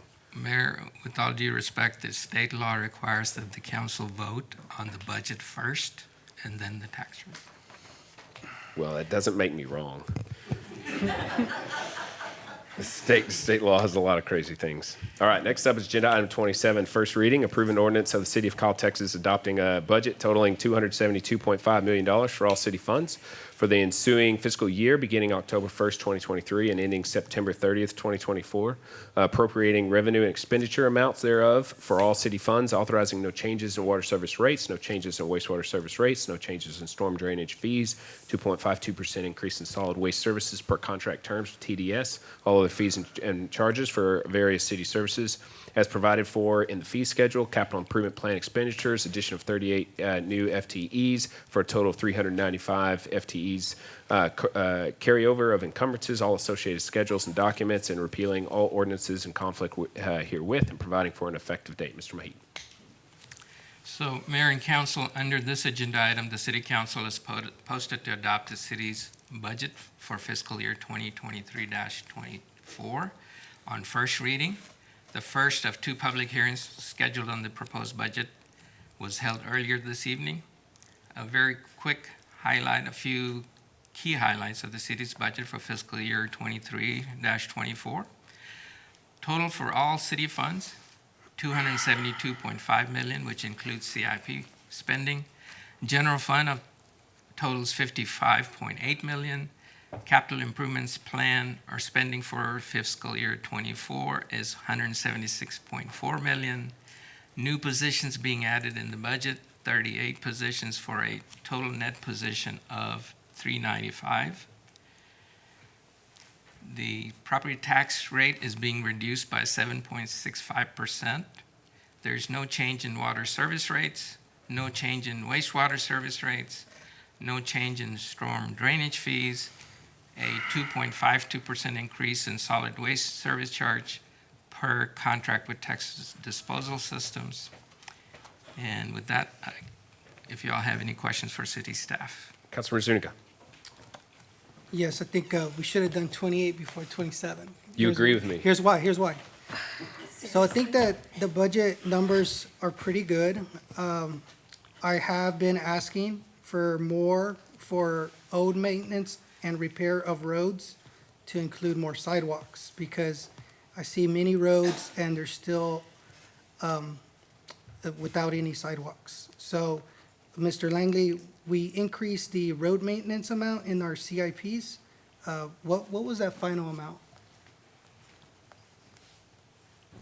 So if I remember correctly, the road maintenance budget was increased from $750,000 per year to $1 million. We also added 2 individual projects to be reconstructed as well, Go Forth and Heidenreich. That was another $2.3 million that was included in the budget for just those projects alone. So what do we have going into the road repair maintenance budget for roads? So I believe road maintenance is the $1 million. Yes, that's That's correct. the amount that we have. You also have the road bond package, which was $294 million, so that's over a 5-year period. I don't know what the amount is over the 5 years for CIP, so you, Professor, So do we you have also that have amount? $500,000 a year for chip sealing our street program. We also have curb painting program for streets. So what I don't want to get into is, in the middle of next year, we're asking for amendments or removing money to add sidewalks or lights on some of our older roads. I'm not concerned with the new bond roads. I just think that repaired, the roads that need a lot of repair also are the most narrowest roads. They have no striping, they have no, they're not wide enough. So is it too late, Perez, to still increase the road repair reconstruction budget? At this point, Mayor and Council, what my recommendation would be, and I don't know what the city manager has to say, I'm not looking his way. And I don't want to be a Don't no, make eye but contact. it just, But at this point, we're so far into the process that we have balanced the budget. So any increase that council wants to make as an amendment, there should also be an equivalent amount of decrease. So there is a net neutral impact to the budget. So just another thought for Councilmember Zuniga and the council to consider is, I understand the concern about roads, and one of the things that we're doing this year is doing an analytical assessment of every road that we have in the community. We'll get a quantitative score of the quality of that road. And then from that, we can come back with a prioritized list of all the roads that need to be resurfaced, repaired, what those are, and try to give you some type of list that you could consider as a council for what you'd want to fund. The issue with sidewalks is you need the right-of-way or the easement to do that, and that's problematic in some locations to get that right-of-way. So we could try to determine where would be the best connections that we could have for sidewalks. So you want a sidewalk that actually goes somewhere, prioritizing schools, areas that you see more pedestrian activity in. We could try to come back with a list for that. I wouldn't have that for you this evening, but that's something we can do over the next few months. We could bring that information back. If there's an amendment that you wanted to make in the future based on that, we could look at it. But I don't really have an amount or a particular set of roads to recommend to you right now, unless the council wanted to take that up individually. But Councilmember, to assure you, the budget for next fiscal year has more than adequate funding for street maintenance and repairs that our public works can keep up with. We have added a lot more money than before, as the city manager went over. During the budget process, we went over the different streets and roads that the Public Works Department has identified that they will be targeting next year. In addition to do 2 major roadways, Go Forth and Heidenreich, we've added $2.6 million on just those two main roads. We've also added, increased the annual budget for street repairs from $750 to $1 million a year. So you have $5 million over the 5-year period. And Public Works has a list of projects that they will be working on next year. So that'll keep them busy, I promise you that. Okay, thank you. That was my question. Yes, sir. Councilmember Parsley. I just wanted to add a little bit to what Miguel was saying. I think that last year, we had big focus on roads, which I am so pleased to see that we have it on the budget this year. So I don't know if there is a way for us that does not increase our budget to do an analysis of all the roads that matter for, the council and the residents that we can start working on to put a plan together to be presented for the following year's budget to even include the sidewalks. So I don't know, I'm pretty sure that Harper has his priority list, but I think it will be a good way for us to start, driving roads and seeing what roads are in need, talking to the residents to see what, roads they find that matter, and then start working on, also, I don't know if we have a standard of what we want the roads to look like to include sidewalks, so. Councilmember Flores Camp. Thank you. It's probably not the right time to also bring up the fact that we need to plan for the ARWA. And so I don't know what kind of money has been budgeted. From tonight's presentation, it seems like it's going to be ready in 2025. And the city is going to have to lay lines in order to accept that water. And I don't think I've ever had a discussion with anybody budgetary-wise about how that's going to happen. So our 5-year, go ahead. So we've been prepared for the RO line to be coming online in 2025, so that's part of our CIP that we have for the water and wastewater funds. Okay, so we have that line budgeted for, like, these pipes are going to go to this, and it's going to extend from there. I mean, I know we have a CIP list. I've seen it. Again, I don't think I've ever seen anything specific for the RO lines to take out to the residents. So And we can ask. the two delivery points that Graham talked about, 1626 and the Waterstone project, both of those are in our 5-year spending plan. Okay, so what about to get to the residents? Are we going to hook them up to existing lines? I mean, I get it's going to go up to the two main points. Once we get there, how do we get it to everybody else? So Harper Wilder, Public Works Director. We're going to go to the Waterstone first. That's where Arwa will hit first. We're having infrastructure built there. Storages will be placed there to receive that water, and then it'll go directly into our existing infrastructure. With that, Arwa is continuing to move northwest in a fashion through the city, and will reach 1626 pump station. At that pump station, there's infrastructure that we're having built there to receive them. Like Graham said, we do have an existing ground storage, but there's another ground storage. There's additional storage capacities that are going to be placed there. On top of, there's going to be a true transmission line that's the city of Kyle's that's being designed right now that Leon's got a firm doing that'll go from the 1626 substation site to well 4, which is on Colders, the elevated on Colders. That'll give us a direct line to that area so that he can continue, so that Tim can continue to feed Pressure Plane 2. So it's using existing infrastructure. The only two things that you're really waiting on is Arwa to bring their lines, and then for us to build that line from the 1626 pump station up to Colders and down Colders to well 4 site. That's what we need. And that's budgeted for? Yes, ma'am, they're working on it. The design's being worked on right now. Oh, not the designs, And the pipes. Leon, is it? Or it might be buckets. Money was already in, or was it not? No, money's already in, under CIP? Okay. It is under CIPs? Okay. All right, I just want to make sure, because I know ARWA is going to be a big relief for us, but if we can't get it out to the residents, it's not going to do us any good. Yes, ma'am, and all that'll go to existing infrastructure, so. Okay, thank you. You're welcome. If I could just Mayor Pro add Tem. just one little tidbit. Councilman Zuniga, when we're talking about the budgeting for the sidewalks and everything like that, we all know that we want our entire city to have that. Okay. Now, if you probably saw a lot of my Facebook postings about Daisy and so forth, we got the sidewalks up, street lights are working, but that took 3 years. That took about 2 to 3 years to get to where we're at.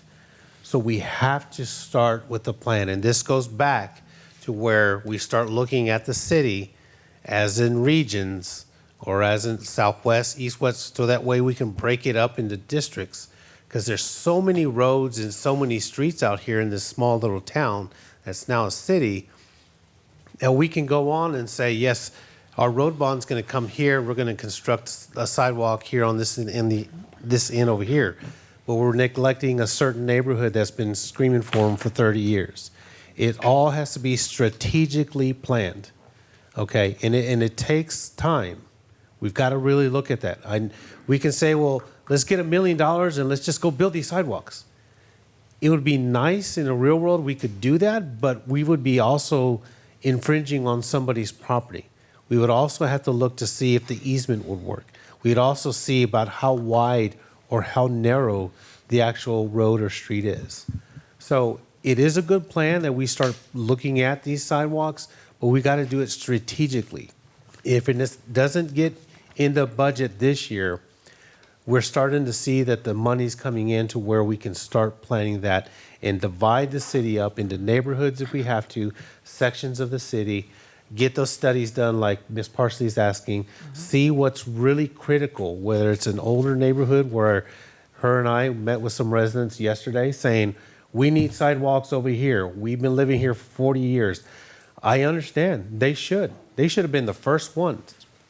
But it has to be designed strategically in the funding and to see how wide we're going to need them and so forth on that end.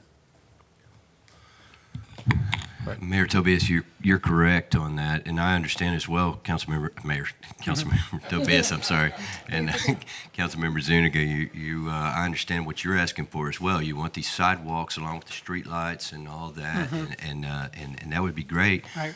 The problem with that, and I'm just telling you, that here's the things that go along with that, is that a lot of those have open ditch drainage on each side of those roadways, and so now, okay, where do we put those sidewalks? We've either got to move that ditch or we're going to curb and gutter, and now that price just got substantial.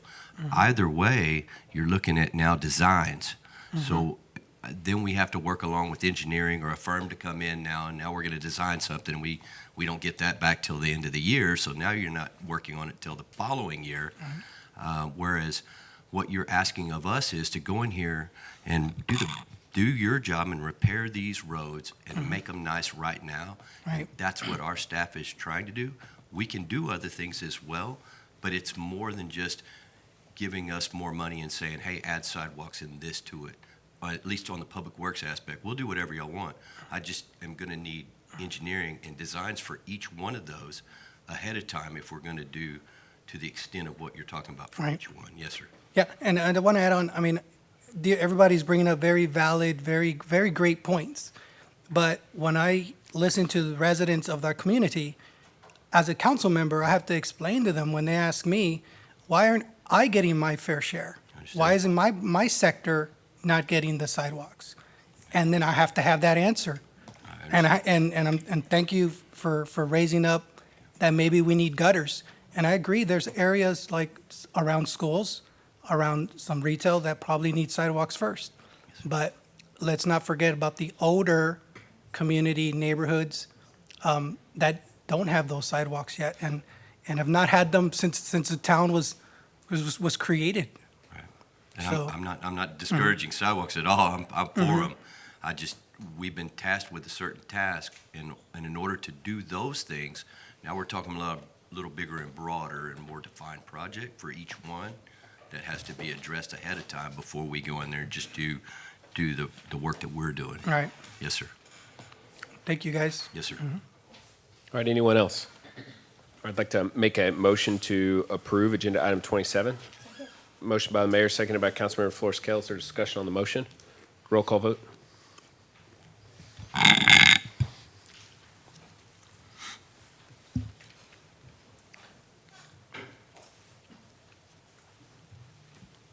Bradshaw. Aye. Tobias. Aye. Mitchell. Yes. Flores Kale. Yes. Zuniga.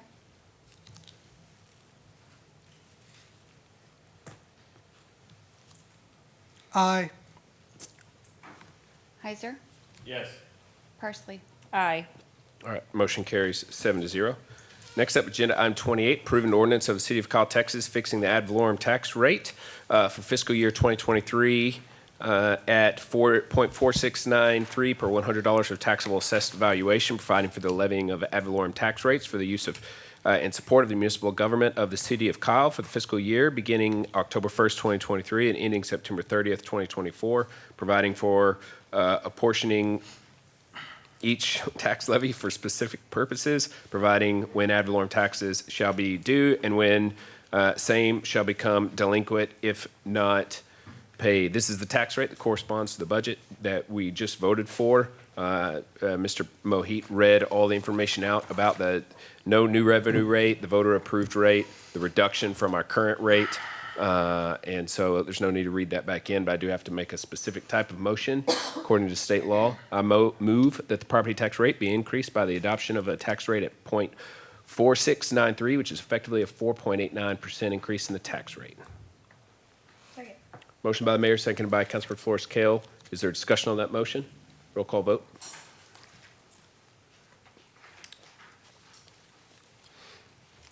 Flores Kale. Yes. Mitchell. Yes. Zuniga. Yes. Heiser. Yes. Tobias. Vote approved, yes. Parsley. Yes. Bradshaw. All right, motion carries 7-0. Thank you. Thank you, council. All right, the next two items are at the request of the developer being postponed. They're related to the Caraway tract. Item 29 does have a public hearing, so is the request for me to open and hold?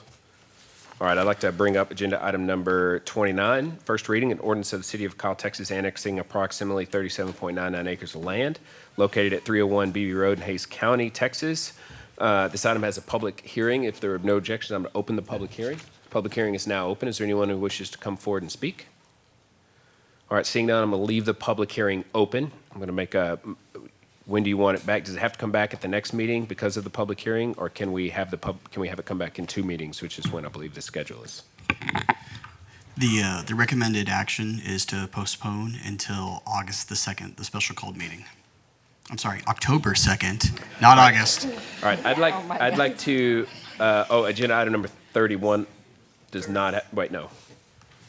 29 and 30 have public hearings, so we'll have to do it one at a time. I'd like to make a motion to postpone agenda item 29 until the October 2nd regularly scheduled council meeting.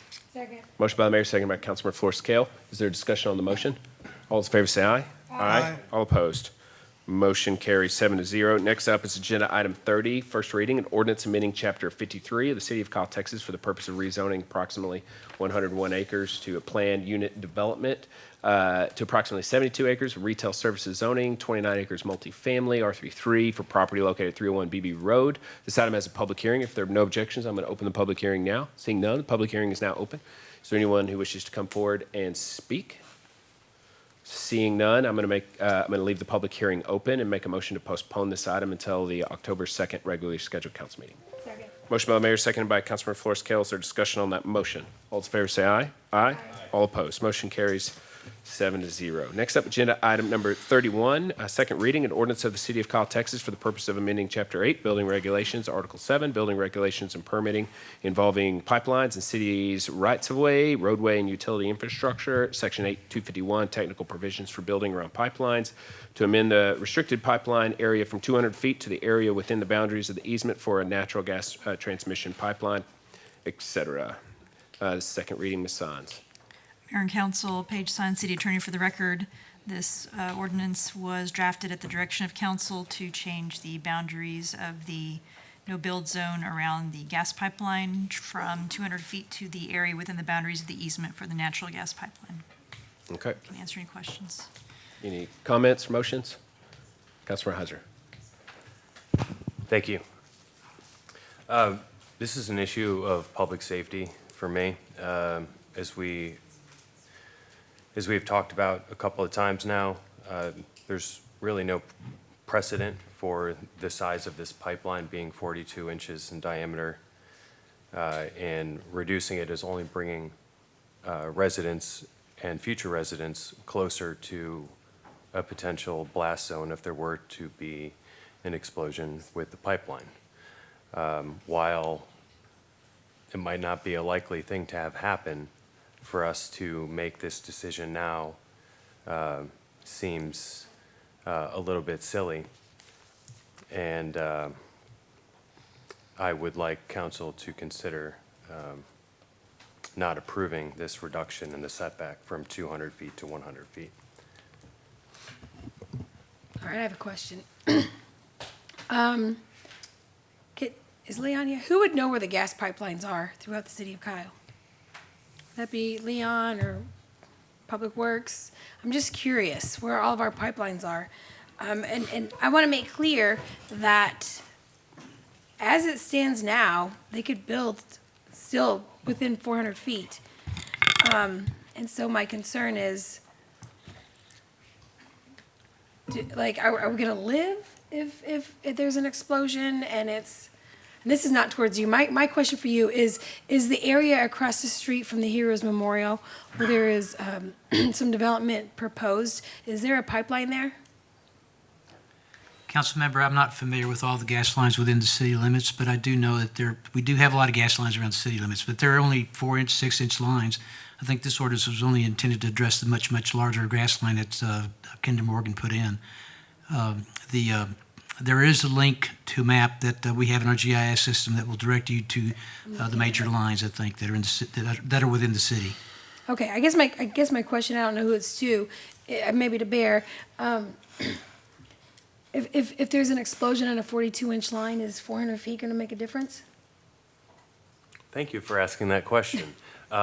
Maybe not, but if there's a chance that it would, is that a risk that we're going to take here after this decision was made initially, that the city decided the setback should be at 200 feet? Well, it's not a setback.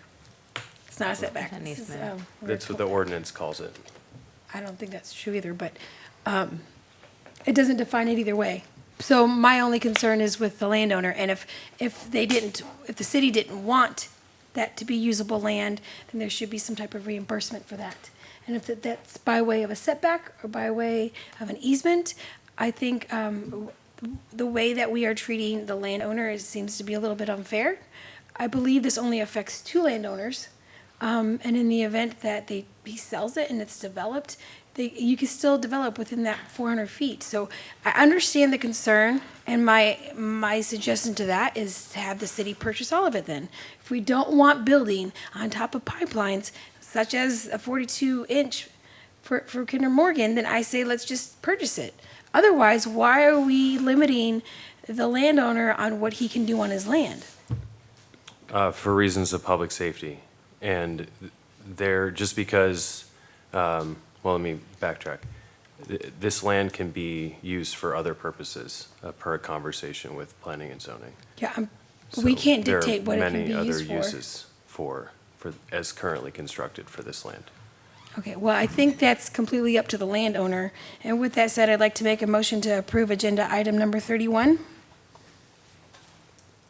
All right, motion made by Councilmember Flores Scale that we approve agenda item 31. Is there a second?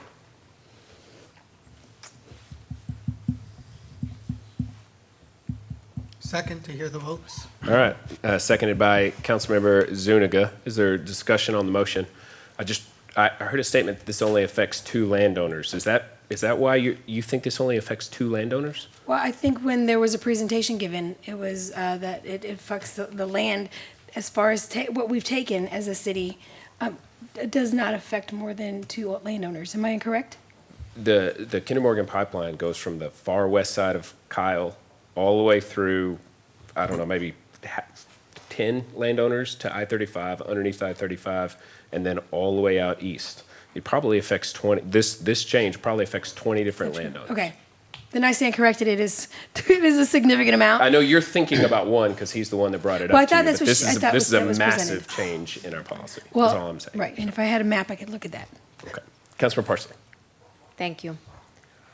So I honestly voted on this thinking, I didn't have, I think, the adequate research on pipelines, and I don't think any of us in here is any expert on pipelines and gas lines and any of that.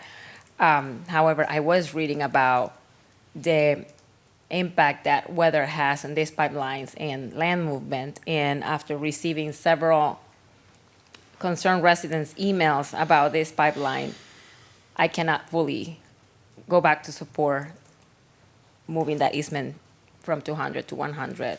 So I won't be in support of this decrease of the easement. All right, anyone else? Roll call vote? Parsley, Nay. Heiser, No. Bradshaw, Nay. Mitchell, Nay. Flores Kale, Yes. Zuniga, Nay.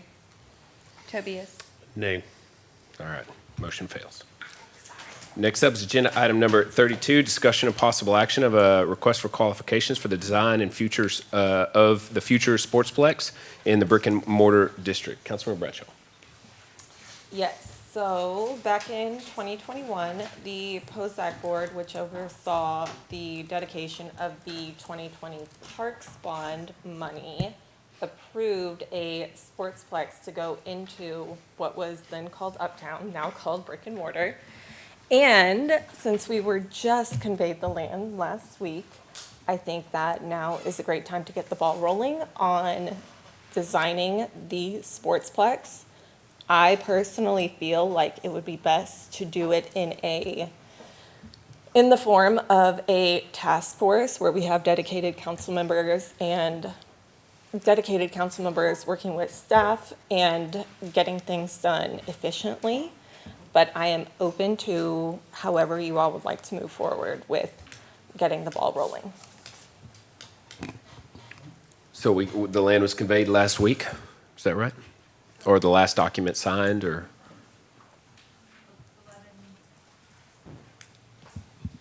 11 acres were conveyed today, closed on today. Closed on today. Yeah, there are 2 other parcels that we're working on conveyance. Well, I want to say I appreciate Councilmember Bradshaw for bringing this forward exactly on the day it was conveyed. I think that was really what we've been waiting on all this time. So wasting no time. I'm in support. Does anyone have thoughts on this proposal? Councilmember, Mayor Pro Tem. I like the idea as well. Now, I know we've had some issues or we've had some discussions about task force themselves, but if you see some of the projects that we've had in the past, what it does is it narrows it down with a group of individuals of council. But if we were to go with this route of a task force, to do it correctly to where we inform all of council and include every single one of us in the final decision-making. But if you have that task force of the 3 individuals, you can kind of narrow down the scope and give each one a responsibility, and you can actually come up with a concept design. Now, if you want to do it all as council, you got to remember, you're going to have 7 different opinions, okay? The way it looks and so forth on this end, what kind of sports do we want, So that's another thing. I know some people may say, well, I think soccer is much needed, right? Well, my son plays lacrosse, so maybe, could we look at getting a lacrosse field? So I'm all open for the idea of a task force because it would narrow down the scope of 3 individuals working together and coming up with concepts of the design of like what sports, even if we have to do a survey of like what kind of field will we look at, we can narrow down those 3 individuals to bring it back to council, and then council can then look at it and give their input and then go from there. I think it's a matter of collaboration and working together on this. Is what I saw when I walked into council in 2020. A lot of decisions were already made about the Heroes Memorial or the concept also for the Public Safety Center or the police station. So, but it's still just having that input as far as what these could go with, and getting an idea of what kind of a sportsplex we want to look at as a whole. Are we going to do indoor, or is it going to be all field? And what does the fields look like? What does the stadium look like? What type of sports are we going to want to encourage? Would it be possible that I even talked to Mariana about this once, maybe finally having the city league of different types of sports, to bring in that kind of revenue. So it's just, it's all open. So I like that idea, Ms. Bradshaw. So who from staff do we think needs to participate in this? Obviously, Mariana would be a given there. This is a really important project, but is there This would anyone be on else the- can you think of that you'd want to I include? think Jerry needs to be included. Jerry. Mariana. Now, are you asking for the task force itself? Well, the task force is going to be just the council, but in terms of the staff members who are a part of it, if we're following the old model, that is, we can do whatever we want.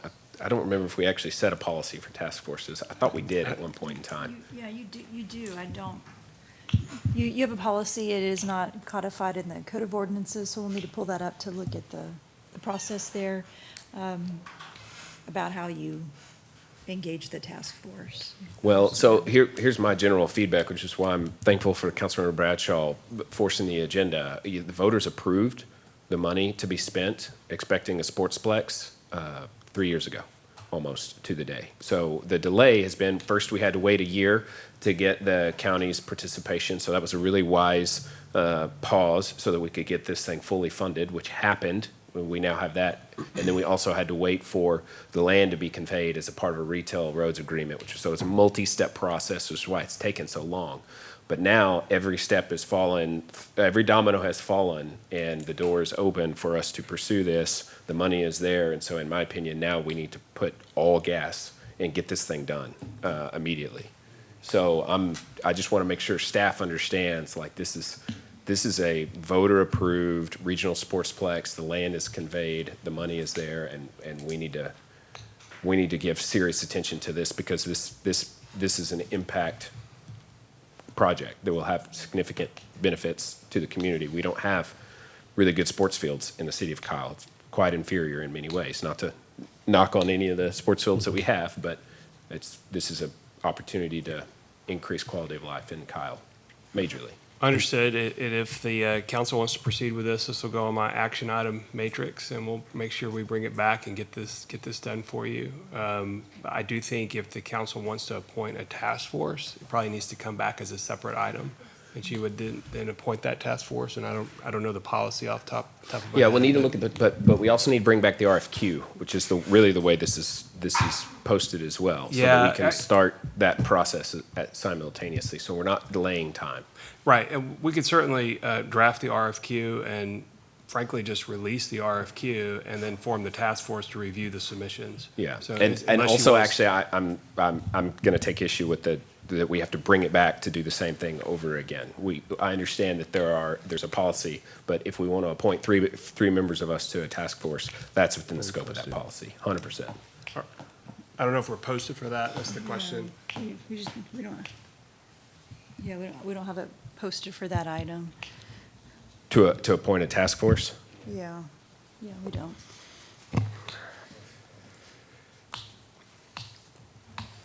Because the agenda just says discussion and possible action, so would that be considered the action? But it says of a request for qualifications for the design. So would the action be appointing possible task force to look into the request for qualifications? Is that what we're? He's right. Into the design. What's that? Into the design. Into the, Yeah, for I mean, the design I think and we for the absolutely can future do it, but out of an abundance of caution, as long as it happens alongside the RFQ, we won't lose any time, and it's not posted for a task force, and so there's no harm there. But do you want to make the motion to bring back an RFQ? Sure, I would like to make a motion to direct staff to put together an RFQ for the design of a sportsplex in the brick and mortar district. And if we could have this Actually, I'll email you, but if we could have it on the next agenda for a task force, that would be great. And the RFQ, right? And the RFQ. All right. Is Second. that enough time for you for the RFQ?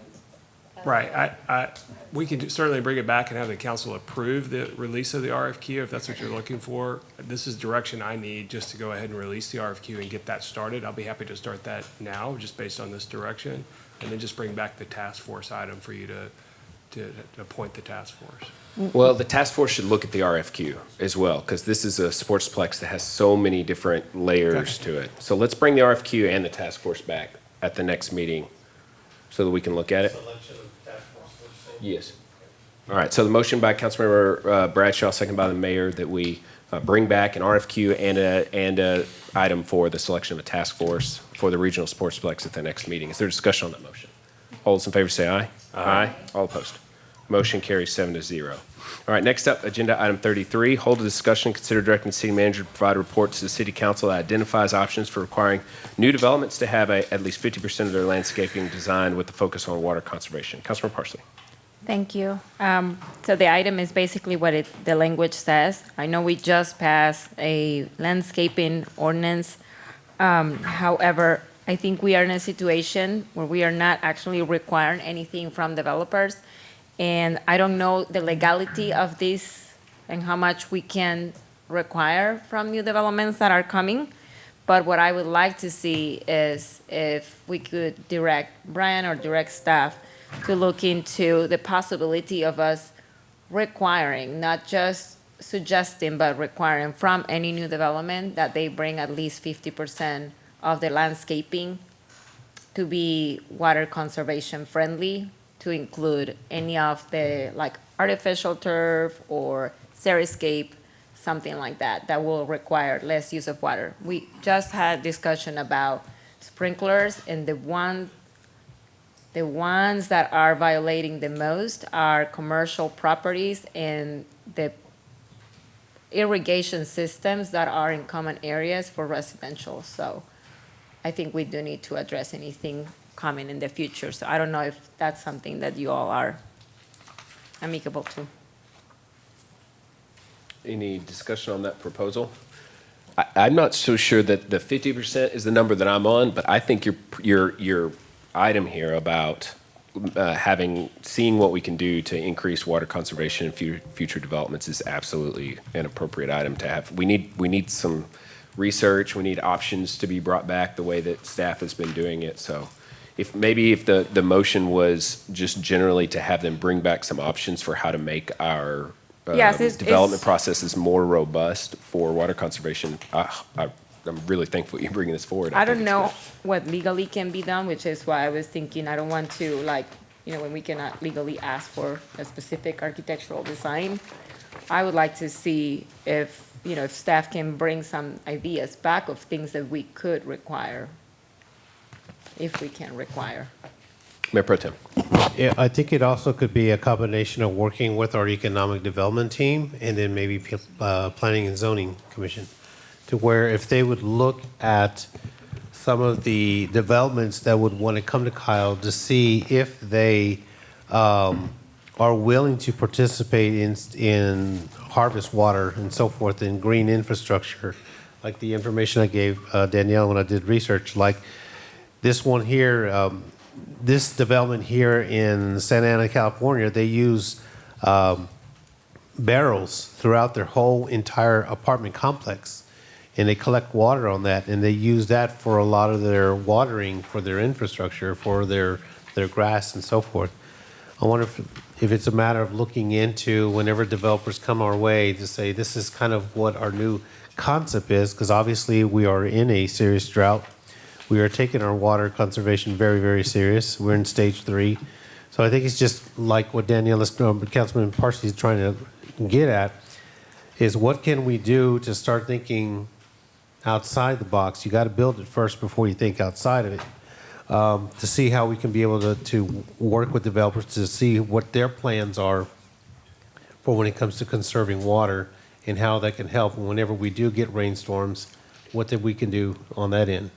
And just to add really quickly to what Mayor Pro Tem was mentioning, I would love the rain barrels or any rain reclaim system if we got any rain. Right. But right Well, now, we have but to it's- plan on no rain. So, but to that point, like it's been said, because I always thought, man, rainwater collection in a residence makes so much sense. But then it's like, oh, that's gone within a week. Yes. And It will or evaporate. less, and then you've got the whole summer. So does it really help? But the point is, we can't just sit here and sort of spit. We need somebody to really, because, Which and I love is- what Mayor Pro Tem said about economic development, because it's maybe there's ordinances and rules like xeriscaping or requiring certain things, but maybe it's economic development too. Like it's where we're trying to incentivize.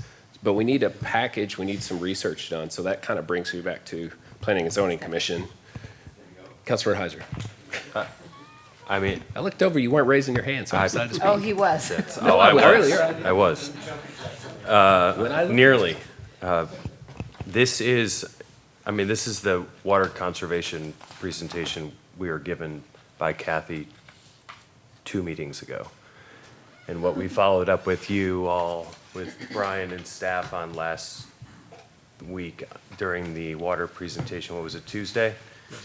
On page 4 of the water conservation programs presentation, it lists out all the things that were a handful, I think like 8 or 9 different things that we could do with development to try to conserve water. Exactly to what you're talking about, Councilmember Tobias, to bring different types of developers here who would be more conscious about conservation and maybe even solar and things of that nature. And there's also a lot of information in here on the rain barrel program that the city tried years ago. It didn't work out, but I lived in Los Angeles for 9 years in a place where there's just a perpetual fear of not having enough water, and water conservation is something that is just drilled into people's minds. And I think that we need to get more into that mindset of this isn't just an as-needed thing, that we need to be conserving, practicing conservation year-round, every year, for the remainder of our lives. So I feel like this is something that we talked about, we're gonna get some follow-up on, as to which of the 5 options that were presented to us on page 24 is which of them were the most viable and which were the ones that we could enact the quickest. And I know that council voted to move forward with these 7-0. I was just wondering, from those options, or for staff to look into, what can we demand for new developers to, to apply or to stick to?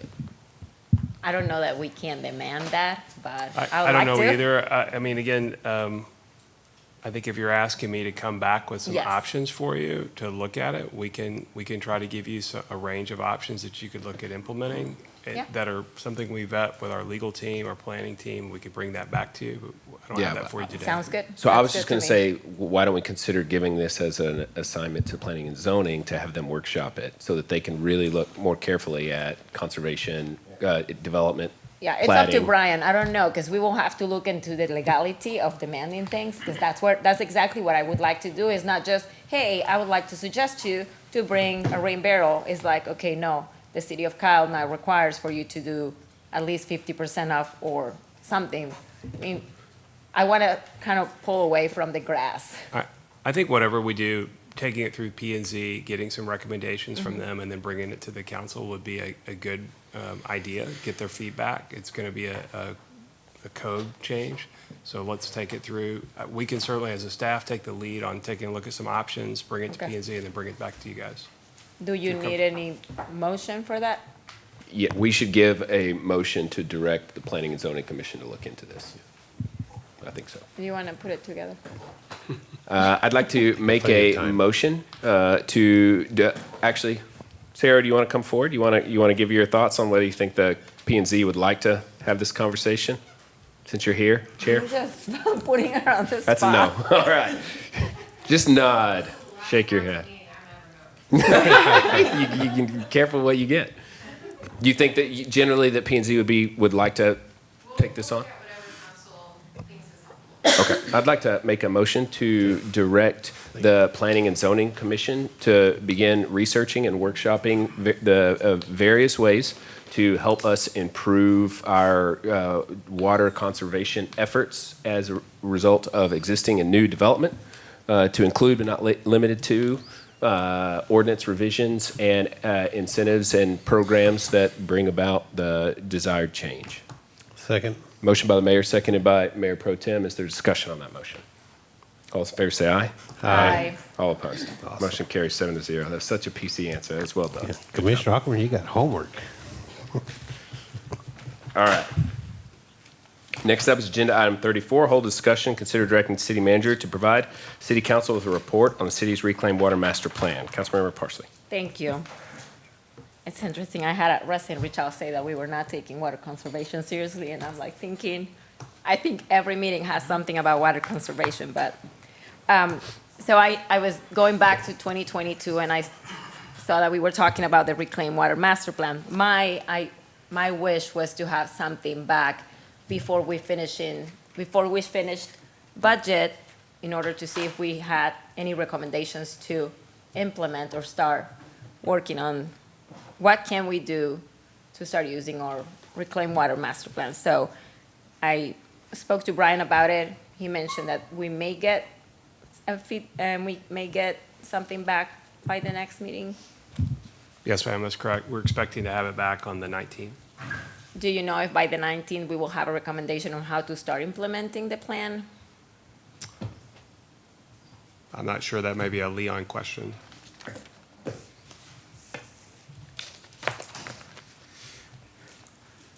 Good evening, Mayor and Council. Leon Barber, City Engineer.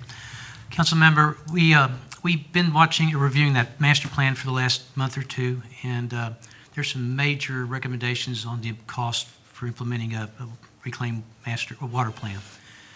But just to let you know, we are working on it right now. For example, some of the lines that we're trying to upgrade, we're adding reclaimed water lines to those. We still haven't gotten to the plant yet with our reclaimed water lines. Last report I got, that when I looked at the master plan, we need an 18-inch line from the plant out to start serving that, using that reclaimed water. And we haven't even gotten to the plant yet. We have a couple of design projects underway. We're just barely started on them. And as we replace that and upsize that existing wastewater line, we're going to add reclaimed lines to that. So we are working on it. It's just that it's going to take some time to get to the plant. Then we have to build a pump station, and it's going to take quite a bit of time and some money to do that. But we will plan to bring you a report next council meeting and give you a status where we are with the plan. And don't be surprised at some of the numbers. They're significantly high. Look, if it's about reclaimed water and we can use it to fill our ponds or parks, I think it will be well worth it. I don't know if, I think ideally if we are talking about, redoing some of our streets, it will be nice if we have to increase inches for pipeline to kind of tie together. So I know Brian put somebody on the budget to oversee maybe engineering public works. So it will be good to have that recommendation. So I'm excited to see it. I would love to start implementing some of these things. And if it costs money, I'm pretty sure it will be well worth it in a few years. So do we wait for this next meeting? Council member, we have the report. It's ready. What we have been wanting to do is, there's an amendment that's going to be coming from the consultant for the additional work that we asked them to do. So we were trying to wrap that up at the same time. So hopefully we'll have that wrapped up also. But again, there's costs there too. Okay. Thank you. Anyone else? All right, thank you. All right, next up is agenda item 35, consider possible action to direct city manager and staff to revise nuisance ordinance regarding sale of used vehicles and abandoned items within this city limits. Councilmember Zuniga. Oh, thank you, Mayor. I might have to postpone this one, but just to give council members the gist of this, we have an ordinance, section 4731, and we have enforcement in that ordinance, section 47211. And back in July, there was a used vehicle that was put on the intersection of Post Road and 150, and it was by the same seller. And 3 weeks later, they put another used vehicle there. So residents reached out and said, can that get removed?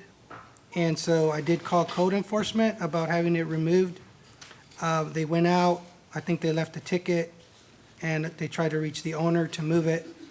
But legally, the ordinance that we have allows 10 days for a vehicle that is used or anything that's a nuisance to be towed away. So what I would like to see would be a shorter time frame, because in the case of used vehicles, there typically is not an owner. So if we follow the ordinance to have a 10-day certified by mail letter to the owner of that vehicle, which in this case, I don't think this method would work. It wouldn't accomplish what you're trying to accomplish because there would be no owner. And 10 days certified mail just seems like a very convoluted way to reach someone. I'm not opposed to someone's trying to sell something. There's lots of ways to do it, but leaving it on the side of the road where it can create a obstruction, where it creates a nuisance, it doesn't beautify our city. So I think that we should look at this ordinance and see how was those 10 days selected, and can we narrow that down and have some brevity in the ordinance so that situations like this can be dealt with a bit faster. And I can also go through another example of mattresses that were left on private property. And in order to have those mattresses removed by our ordinance, we would have to first find the landowner, send them a letter before we pick up those mattresses. I just think that's a slow way of solving the problem in terms of violations. Those are just my thoughts. So if whatever we can do to beautify the city, and hopefully also add a fine to people that waste our resources. In this case, it was the same person selling 2 used vehicles within a 3-week period, which caused 2 follow-ups. And the chief, code enforcement, all to waste their time to try to find that person, make phone calls, go out and visit. I think eventually the car seller just moved the vehicle on his own. So, but it was obviously a waste of resources. Mayor Council, Page Signs for the record. I can give you a little bit of information about, so you have your ordinance that gives you tools for addressing the situation you described. There's also some tools in state law that give you a faster method of addressing a vehicle that's improperly parked. If it's blocking a road or if it's a public safety hazard, that can be removed right away. If it's an abandoned vehicle, so an abandoned vehicle is one that's been parked in a public place illegally for 48 hours, then that can be removed. And there's a process for doing that, but it can be removed after 48 hours, and then there's a process that the law enforcement has to go through to notify the property owner so they have an opportunity to get it returned. And if it's a junk vehicle that's inoperable, then that's a 72-hour period for removal. So state law gives some shorter time frames that they're not drafted in the ordinance because code enforcement and law enforcement can go look in state law to find those shorter time frames. I visited with the chief briefly today about he's aware of all of these tools that are available. The one that's immediate removal is available for something that's a public safety hazard. It looks like the shortest time frame after that is a 48-hour period if it meets the definition of abandoned vehicle, and after that it's a 72-hour period if it's a junk vehicle. If there's another tool, if you want us to look at whether there's a shorter time frame that may be available than what's in state law, we can do so. Visit with the police department about what tools work best for them. Right, so the used vehicle doesn't fit into any of those categories because it's not abandoned. It's still property that someone owns. and it's not broken. So, Well, an abandoned vehicle that is parked illegally, a vehicle that's parked in a public place illegally for 48 hours is an abandoned vehicle. It doesn't have to be inoperable. okay. And whenever I talk about enforcing criminal statutes or other statutes, I like to coordinate with the law enforcement and police department just to make sure we're all understanding it the same way so that we achieve your goal of making sure the city's beautified and public places are used appropriately. So, but what I have seen is that it's 48 hours is probably the shortest time frame for removal unless it's a safety hazard. Right. And if council wants us to determine if there's a shorter time frame, we can do so, visit with the police department to do No, so. 48 hours was reasonable. The thing was here that the vehicle was left at least 2 days, because I watched it at 6 in the afternoon, and 2 days later, it was still there. So that was 48 hours, maybe? Yeah. At that point, it could have been towed, right? Had we, Yeah, it just, again, I guess that is correct under the abandonment statute. Mhm. I'd want to consult with the police department on how they enforce that as well. so how do we do better? I mean, how do we do better to serve the community and move these things that are nuisances? I guess that, because our ordinance has a lot of leeway for a certified letter, because a lot of things have to go right in order for someone to receive a certified letter. The judge has to sign it, the person has to receive it, the address has to be right, someone has to sign it, they received it. And I just think that creates a lot of factors. Well, state law gives tools that you don't have to give the certified letter before you go and remove the vehicle. You provide the certified letter after it's removed. So how do we bump up that other option? That 48 hours is state law allowable? It's in state law. It's a tool that the police department can use if all the criteria are met. And what I'm not sure about is they have to make sure all the elements are met before they can enforce the law. So, I mean, if it was removed within 48 hours, whether it was compliant, the person voluntarily complied, or the police department had to tow, that's probably about the shortest time frame you have available under state law that I have found. Yeah, and then I guess the other concern there was the person didn't learn their lesson and put another used vehicle there 2 weeks later. So how do we lessen that opportunity from the first instance? Yeah, I can't speak to that side of it, but. Well, we can take a look at options for you, and if that's the request, that we bring you back options, and we can certainly try to take a look at some options and bring them back to you. I don't have an answer for you today, unfortunately, but we can look at it and try to bring something back. Yeah, thank you. I'd like to get more background on what the city, more research on this ordinance. Mayor Pro Tem. All right, so let me intervene, Councilman Zuniga. Let's start off with this last question. So what happens if this person doesn't learn their lesson? Is that what we're saying? I mean, Well, it's a bit, like I've always said about a lot of other things, it's about education. Education, right? Do we need a workshop? It's educating the resident about water usage. It's educating pet owners to be a good pet owner and not leave your dog outside. It's all educating, making sure that we let people know that if you're on the side of the road and you're soliciting money, that's an ordinance that we have in place. It's educating, okay?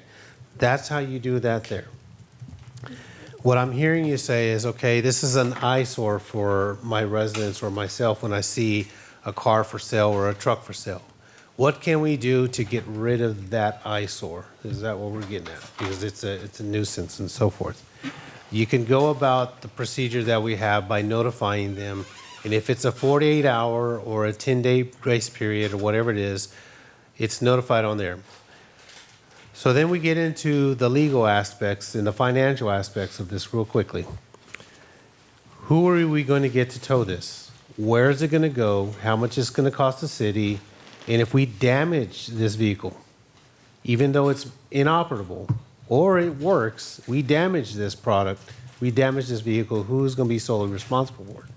Because you could have people out there that says, you know what, I'm going to park my used car out there and the city's going to tow it, and then I'm going to assume because they damaged something.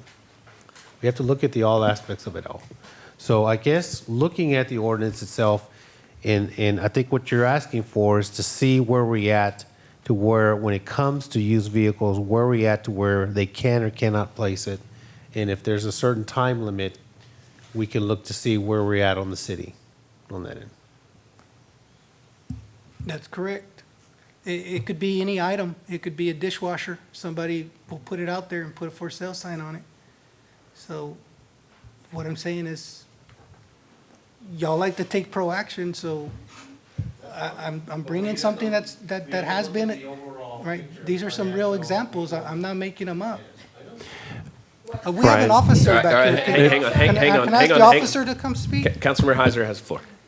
Brian, do you need a motion to research into this? Because I don't think this is a good use of anyone's time to deliberate things that we have no idea about. Let's let legal experts give Miguel and us some options to consider potentially at the next meeting or 2 meetings from now. I think you need to. And in make the a motion. meantime, okay, well, I'm not going to struggle through making a motion after all of that. So would someone like to try to make direct staff to give us some legal opinion? This was a discussion, Bear. I enjoyed having this discussion up here. I want to hear a little more from every council member and from the officer there.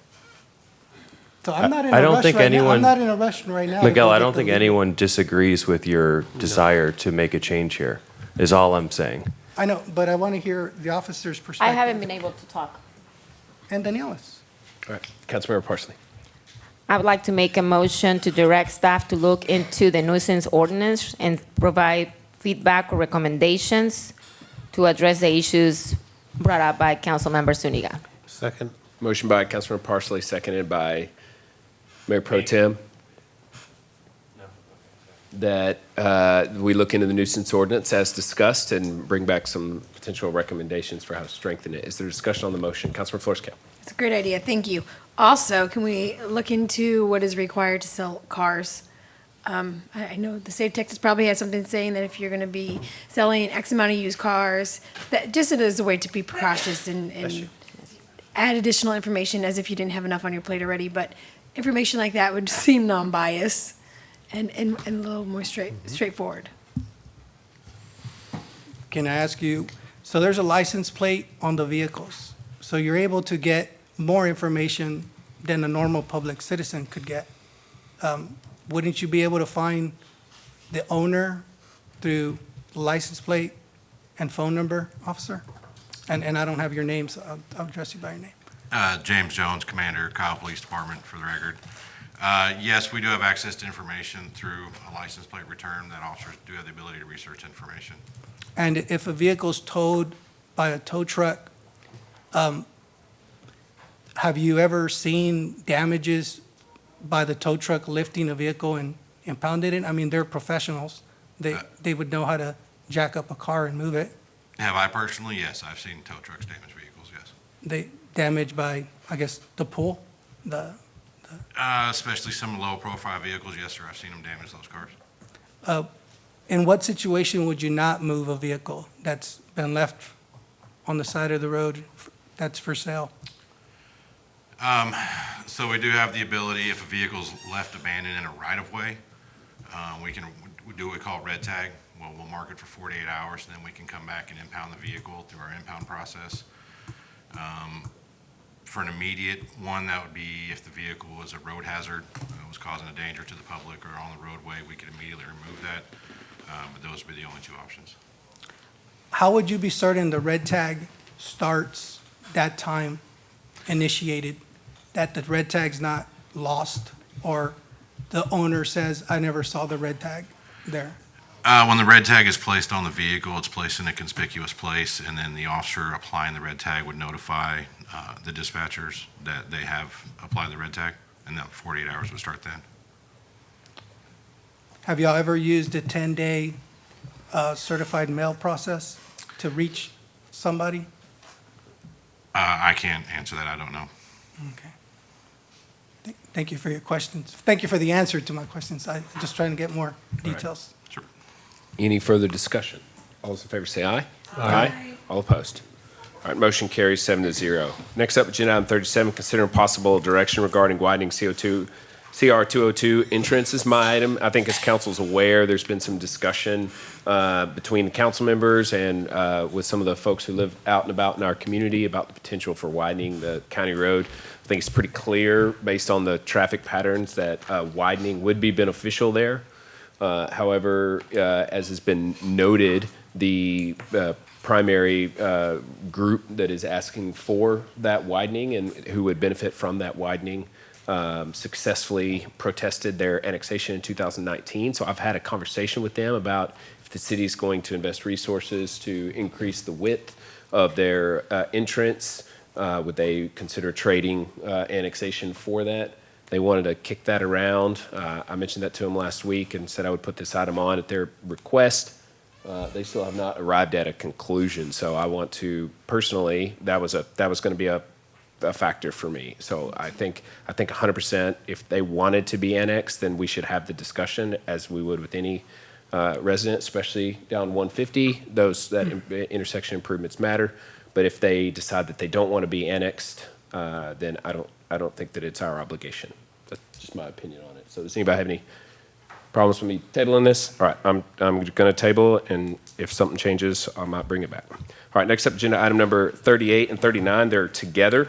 I'm going to read them both together, but we can do whatever we want with the votes. Ordinance of the City of Kyle, Texas, amending Chapter 2, Administration, Article 3, Boards, Committees and Commissions, Division 5, Arts and Cultural Commission, Section 2-114, renaming to the Arts and Cultural Board, Section 2-116, removing one ex officio member, Section 2-122, regarding staff liaison.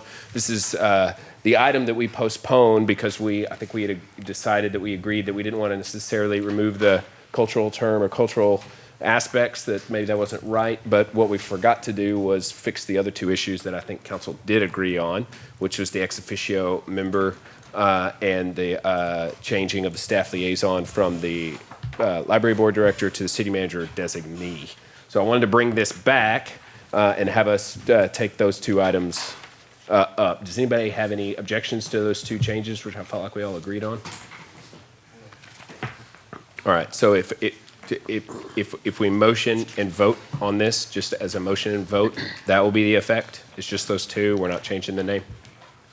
Like to make a motion, Mayor, to approve agenda, I'm sorry. Well, my question is, if we make the motion, do we need to make it more specifically than a motion to approve? Because I think everybody thought we'd already made this change once, so I don't want to find us in the same position. No, sir. If you want to approve the agenda item as listed, just a point of clarification, this ordinance does also change the name from commission to board. So it just that's fits, right. it's just That's why the name. housekeeping. It just fits within All right, but a motion to our definitions. But a motion to approve is all that is needed. Correct. We don't have to change things. All right, go ahead, Mayor Pro Tem. All right, Mayor, I'd like to go ahead and make a motion to approve agenda item number 38. All right, second. Motion by Mayor Pro Tem, second by the Mayor, that we approve agenda item 38. Is there discussion on that motion? All those in favor say aye. Aye. All opposed? All right, motion carries 6-0. All right, next up is agenda item 39, considering possible action to adopt the Arts and Cultural Commission's fiscal year 2023-2024 proposed budget. I'm going to screen share. This is the request that was made. As y'all know, the budget that we just passed included $65,000. We passed on first reading, that is. It included $65,000 for the Arts and Cultural Board, but we did not give them any direction on how to set forward their budget. So this is unique. It's the only board that has a budget proposed We approved their budget last year. This is very similar, although it does increase the art around the city amount to 40,000. So it's a high premium. The budget in terms of the dollars on art, you'll see the first several are completely art focused. 8,500 for end of art summer art festival, 40,000 for art around the city, 2 art exhibits. So probably approximately 85% of the dollars are dedicated towards art. There are some dollars in there that are ancillary towards some of the cultural events where there have been some discussions, but I think those numbers are pretty small. And so my opinion is that we need to give the Arts and Cultural Board some direction, and I would like to approve their budget and put those dollars with them, allow for them to meet, to fill up their board, and to start figuring out what changes they want to make. They doesn't mean it's the only thing. They can always come back and request additional funds or give us different kinds of feedback, but at least this sets the tone and gets it off our desk and allows for it to be on the desk of the board that we have appointed. So is there discussion on that? Councilor Forsco. Yeah, we received these numbers and this information 2 hours ago, maybe, and I have not had enough time to look through it. And so I won't be voting yes for that until I get more time to be able to look through it. Okay. Is there further discussion? Councilmember Bradshaw. I will say that I know we've had this conversation, but the intention for the Arts Commission was to buy and implement art. And I'm happy to approve the budget, but I would really love to see the focus of that be on that. I think this budget reflects that. It's $40,000 for art in this year. So their intention is to bring back. Yeah, right, but there is also 6 other line items. Right, but it's their scope as approved by us is wider than just to purchase art. It is an approved scope. This budget is, again, the majority of it is art focused and about procuring art. So, and Councilor Heiser, I forgot you're on this item as well. Do you have thoughts? Is there a motion on the table? Nope. I'd like to make a motion to approve item 39. Consider possible action to adopt the arts and cultural budget for 2023-2024. All right, I'll second that motion. Is there discussion on the motion? All those in favor say aye. Aye. All opposed? Nay. All right, motion carries 5-1. Do we have anything else for exec? No, sir. All right, motion to adjourn. Second. All right, we are adjourned. Thank y'all.